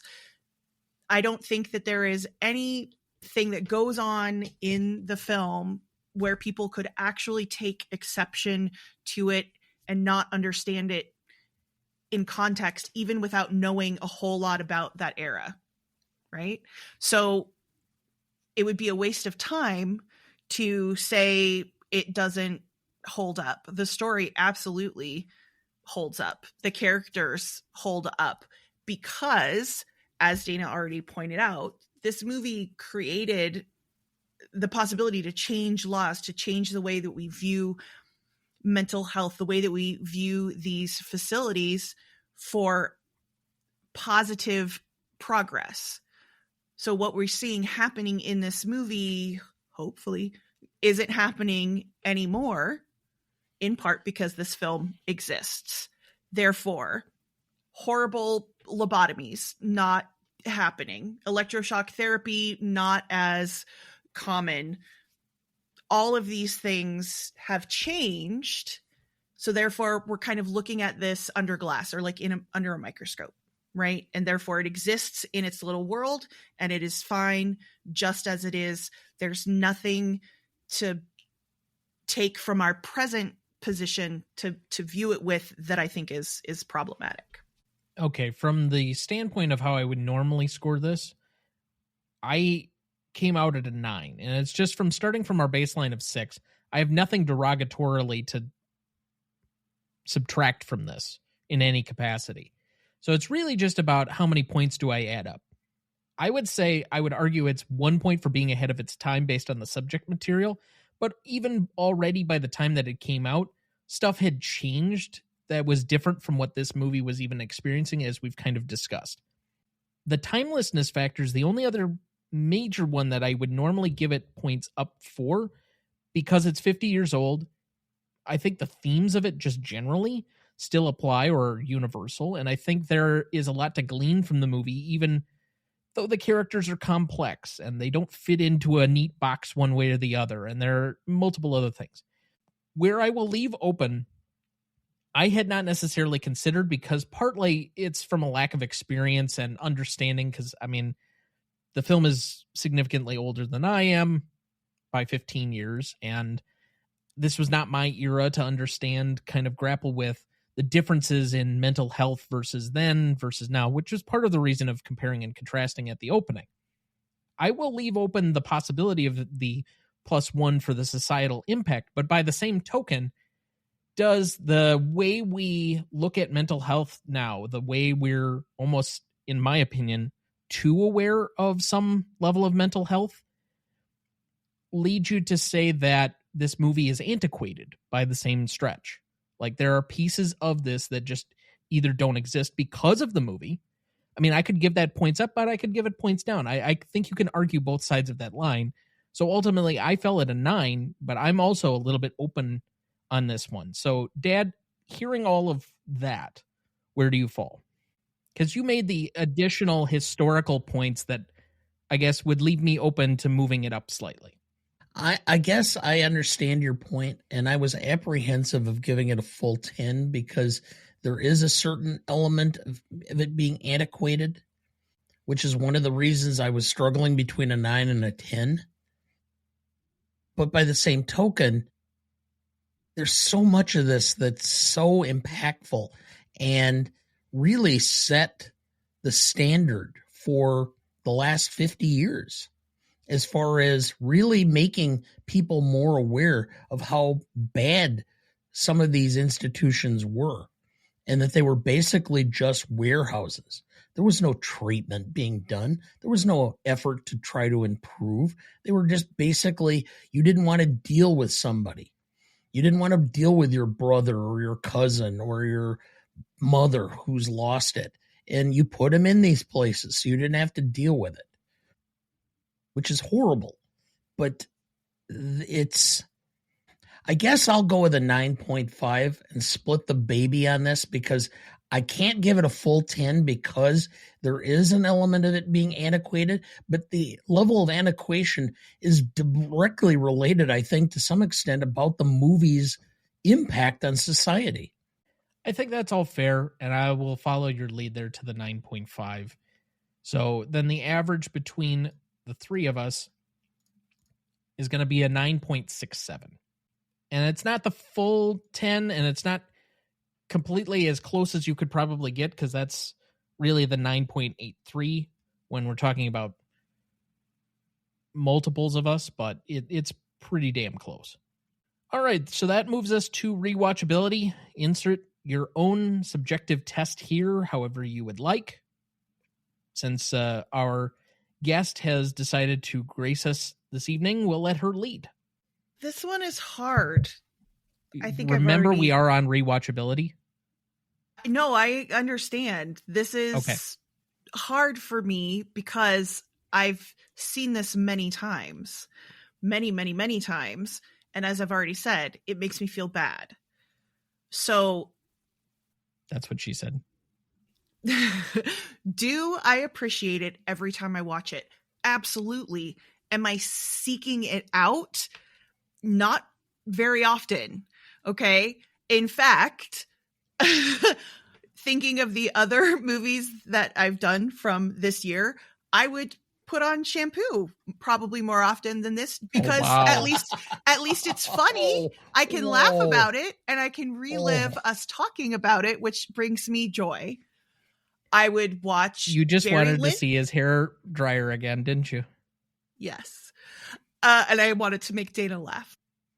I would watch Barry Lyndon and have that on in the background because it's beautiful to look at. Again, because I'm not going to feel crummy while I'm watching it. My favorite movie is Jaws. I put that movie on when I'm sick. So rewatchability for this movie, again, I appreciate it the dozens of times that I have watched it. I am so familiar with it, but I don't want to put it on. So for me, and I think most people would agree with that more or less, right? This is not a feel-good movie. You're not going back to be like, I want to go watch Jack Nicholson freak out and then get lobotomized at the end, or watch Billy Bibbit commit suicide, or Nurse Ratched be a brat. For me, it's like a 7. And that feels high, but only because I think it's such a good movie, but I don't want to revisit it. It's a movie that I would encourage people to watch. I would sit and watch it with them. I would actively tell people they should watch it and would encourage them to watch it. And I probably should watch it again in the not too distant future so that, again, I get a good feel for what's going on in mental health treatment and such, or what should be going on. But I can't go any higher than a 6, which is that reason. It's just too hard of a watch. I'm not going to watch this when I'm not feeling well, if I'm not in the right mood. It's just not going to happen. This is going to be really weird then, because, and maybe this is my own subjectivity bleeding into it, I guess I didn't find this movie nearly as tragic as I think the both of you did, or as sad. Yes, McMurphy dies. There's also a part of it where McMurphy deserves to die based on all of his actions and his modus operandi during his life. But in his own death, somebody else is freed, like from their own personal struggles and whatever else. The other patients are made somewhat better. They're improving because of his existence and his pushing back against the system. So I find this actually somewhat encouraging, even though Nurse Ratched is still in place and the strictures are still there and she's still controlling of the ward. All of these people, particularly the ones who are there voluntarily, have pushed back against the system somewhat successfully. And with the exception of Billy, have done so to their own benefit.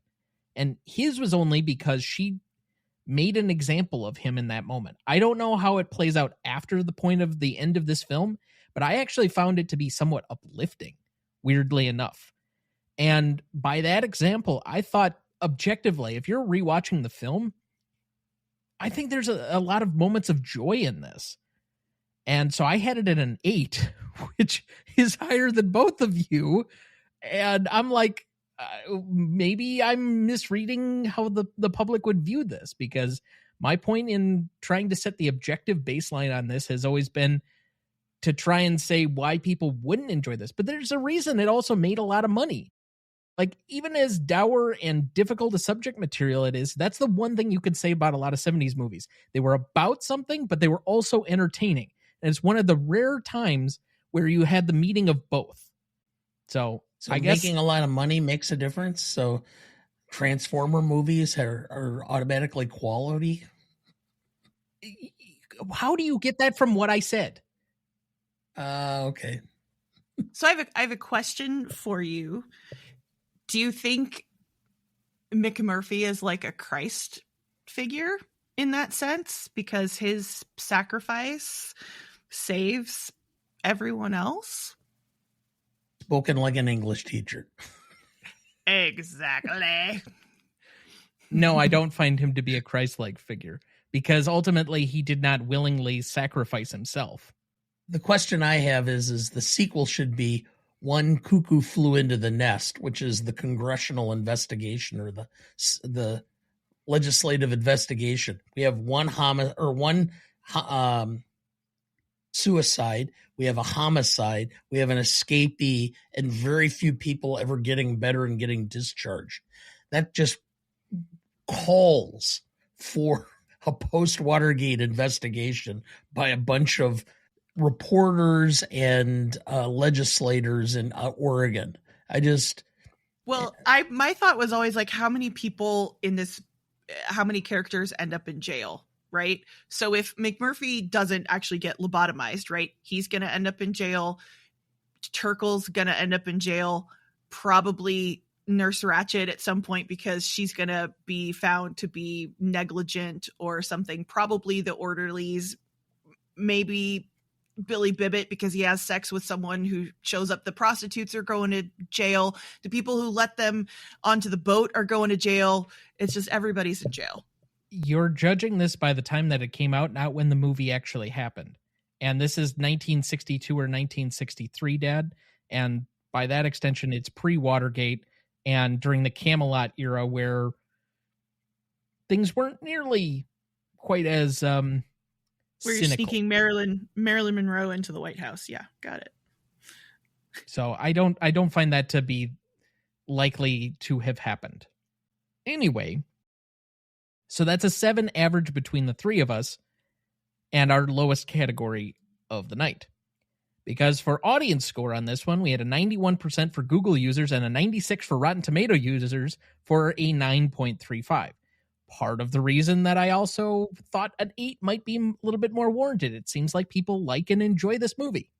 I don't know about rewatching it multiple times, but maybe.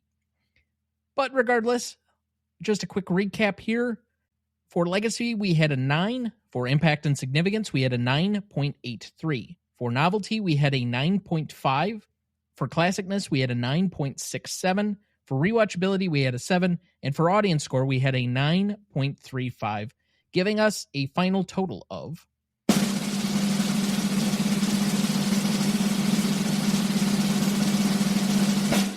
54.35, and currently placing it on our list at number 12 between The Best Years of Our Lives and Saving Private Ryan. I knew this was going to finish in the top 15. I had an inkling it would be inside the top 20. It ended up placing just slightly higher than what my projection was, but all the same, it was gonna place highly. It would be hard not to. So, as usual, if you have any feedback for us on any of our scoring, our arguments, you want to scold me for any of my takes, as most people do, you can write us at greatestalltimemoviepodcast@gmail.com. You can find us at any of our socials at GMotePodcast, or you can write us at RonnieDuncanStudios.com/GMotePodcast to find us any of those places. Let's move to remaining questions on this one. I only have a couple here. 1, does Chief make it to Canada? Yes.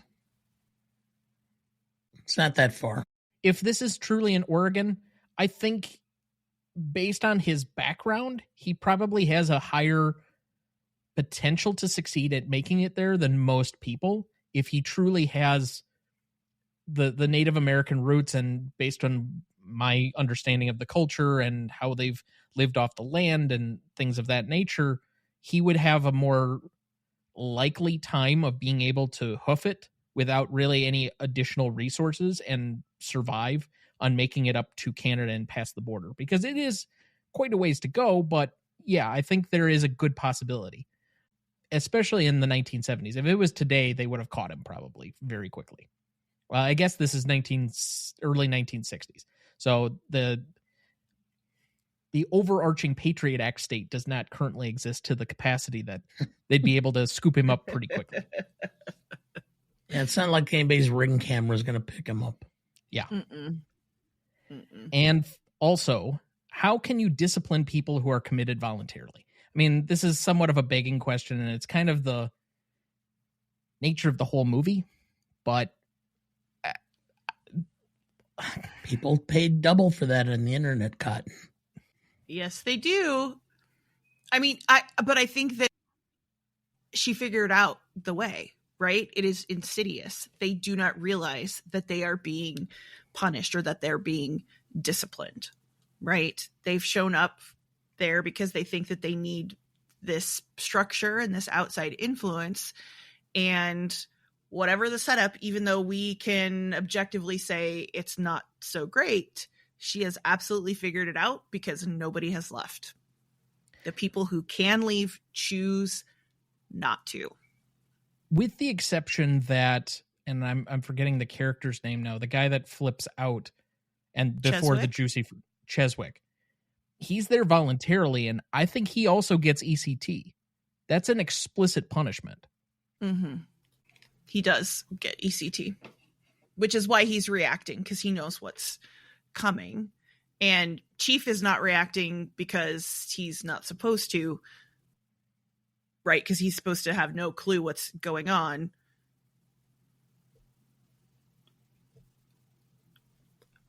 Jack Nicholson, I don't know why I forgot his name, Mac. Whoa, I was going to say, did you go silent there for a moment? Whoa, yeah. Yeah, well, I almost thought you were having a seizure, but it's yeah, okay. I fully had no clue what his name is. I'm picturing him in my head. And we're his on remaining questions, by the way. Yes, but his character doesn't know what's going on, right? So Cheswick is freaking out because he fully he fully knows. So yes, it is a punishment, but again, he's there willing. And he doesn't say, actually, I would like to check out right now, be in a very calm way. No, he's screaming and yelling because he ultimately would know that that's his punishment, right? And it is going to ultimately calm him down. So here's my question. Knowing now that the book is told from the chief's point of view, how do you think the story would change if it was told from his point of view? Would you be interested in seeing that version or a different take on it? Well, Kesey originally started the screenplay and did it in the first person. And then they said, no, we don't want that. And it kind of ended, but I don't know. I think it would be a very different film. I'm not sure it would come across in any way close to this.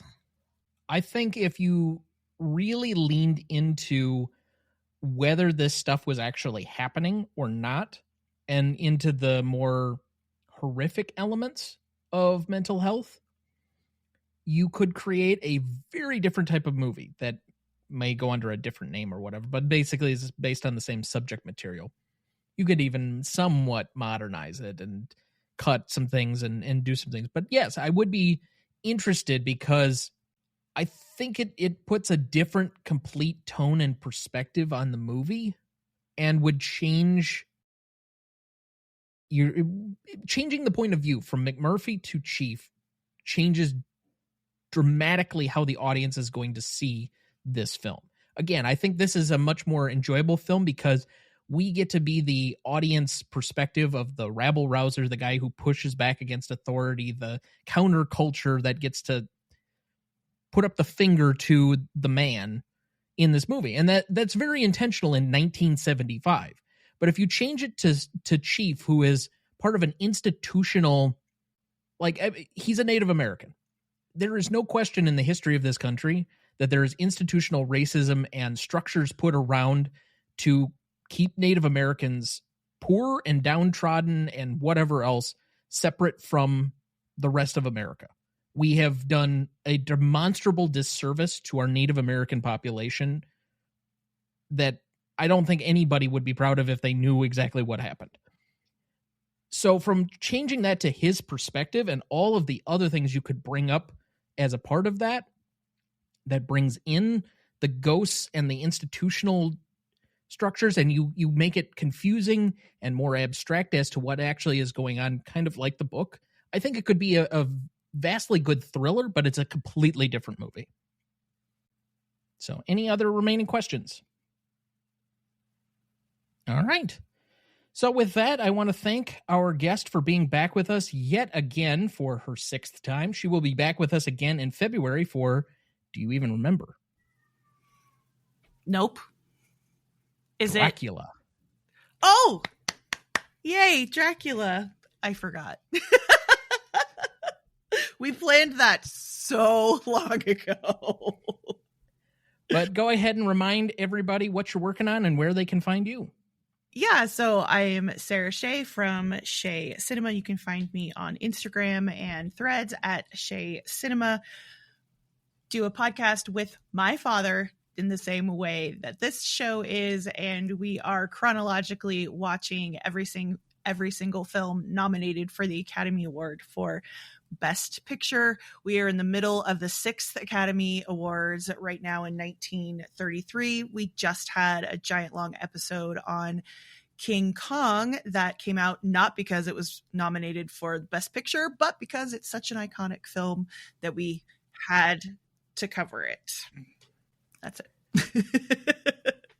And all of your various guest appearances that Yes. We slated earlier in the show. Yep. But where can they find you?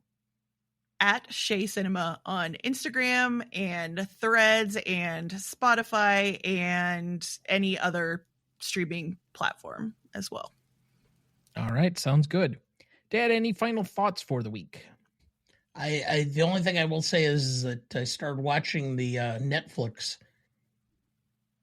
show, a 4-part series, Death by Lightning. Of course you would. Well, it's based on... It's catnip for Dana. Well, it's based on Candace Millard's film, book, which I read about a decade ago, called Death by Lightning. It's very good. Matthew McFadden plays Charles Guiteau, the murderer assassin of James Garfield, which is played by Michael Shannon. Bradley Whitford is also in it. I'm trying to think offhand of anybody else that I'm drawing a blank. Anyway, I do recommend it. It's worth watching. My wife actually suggested watching it first, and I agreed. But she loves the Gilded Age, and so it kind of presents life in the 1880s and the way America was at that point in time. So anyway, I thought it was well worth watching, and I thought the performances were good. I still have a hard time listening to McFadden do a real interview when he's not talking like an American. You mean Tom Wamsgans? Oh, Yes. that's Mr. Darcy. Shut your mouth. Sure. Yeah. Anyway, as for me, I did get through at least a few TV shows that I'm slowly catching up with as I've had to drop off from any number of shows, and certain other ones you pick up and certain other ones you put down and whatever. But the new Chad Powers show is very funny. I enjoyed the 6 episodes. I'm looking forward to a second season. Glenn Powell doing a TV show about this stuttering buffoon wearing makeup to pose as an athlete and second chances. Okay. It's funny, but I'm kind of curious with how much his star power has blown up now recently, and now with The Running Man coming out that I will be seeing next weekend with or without my dad. He said he wants to go, but Yeah. I'm going regardless. I said I was going. I know, but we'll see yet.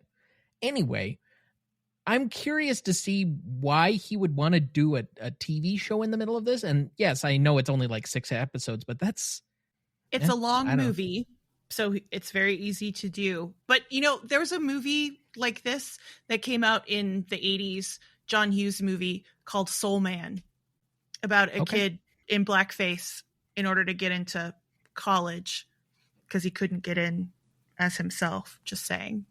If you want to be really offended, go watch that film. Have you watched Paradise? It's like a 8 episode thing. So House of Dynamite, everybody's talking about, which is, the nuclear war movie. And it's like a science fiction dystopian series. It's got James Marsden in it. And I can't think of his name. He's so amazing. Yeah. Sterling K. Brown. It's like 8 episodes and it deals with literally the same thing. Just people are living underground, and watched that and loved that one too. It's very good. I also did catch up, or I'm in the middle of the most recent season of Loot, which is one of these like veterans of The Office and of Parks and Recreation created another TV show that's available on Apple TV, and it's a fine enough show. It's easy, digestible background watching about superfluous characters and them trying to make their way in the world. It's fun and it's light.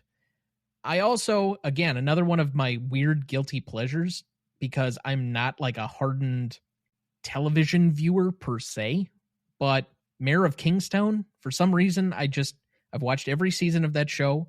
I look forward when it comes back. I'm really running out of opportunities to defend Jeremy Renner. I mean, I know a lot of people hate him, and now he's got yet another new allegation as of like yesterday. So it makes me a little bit apprehensive. But that being said, I mean, the show's pretty good. So I guess I look forward to Landman. That doesn't have any complicated figures in it. Okay. But that's coming out, I think, about a week from today. Will be the first episode of season 2 for that. But otherwise, I did get to a couple of early entrants from 1957 the last 2 days or so. So, Dad, you will be pleasantly surprised that I finally watched a film that you said you almost put into your top 50. The Sweet Smell of Success. I love that film. I will be on the 1957 version of the Revisionist Almanac next fall, and so I got a little bit of a jump start because my sister was here, wanted to watch something, but she couldn't choose what she wanted, so she said for me to pick, and I just basically okayed that and Funny Face with her. So I got a jump start on my prep for that. But otherwise, I enjoyed both of those films for various different reasons.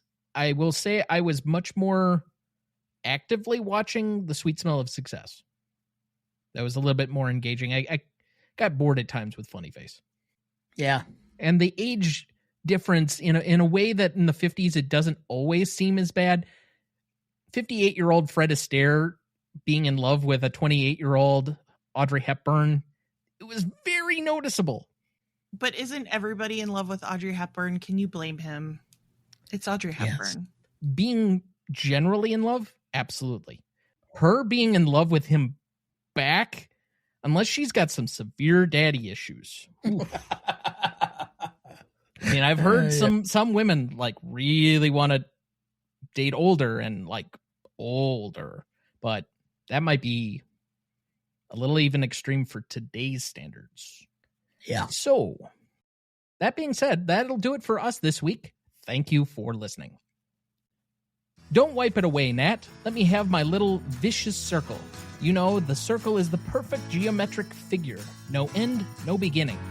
Next week for our 288th episode, we welcome back Kieran B. of the Best Picture cast to discuss another Best Picture winner in The Lost Weekend from 1945, celebrating its 80th anniversary. Written and directed by Billy Wilder with Charles Brackett. Cinematography by John F. Seitz. Music by Miklos Rosa. Editing by Don Harrison. Starring Ray Milland, Jane Wyman, and Philip Terry. You won't want to miss that one, so watch ahead of the show by searching the Real Good app to find where it's streaming for you. That's REELGOOD. Please like, follow, rate, and review, or whatever on whichever platform you have so that more can join in on our fun. You can also email the show at RonnieDuncanStudios.com or at GreatestAllTimeMoviePodcast@gmail.com, or find us on YouTube, Instagram, Twitter, Letterboxd, or TikTok at the handle @GMOPodcast. Greatest Movie of All Time is a production of Ryan Duncan Studios. Our show is mixed, edited, and written by Thomas Duncan. Our music is thanks to Purple Planet Music. Our distributor is Captivate FM. Our technical provider is Riverside FM.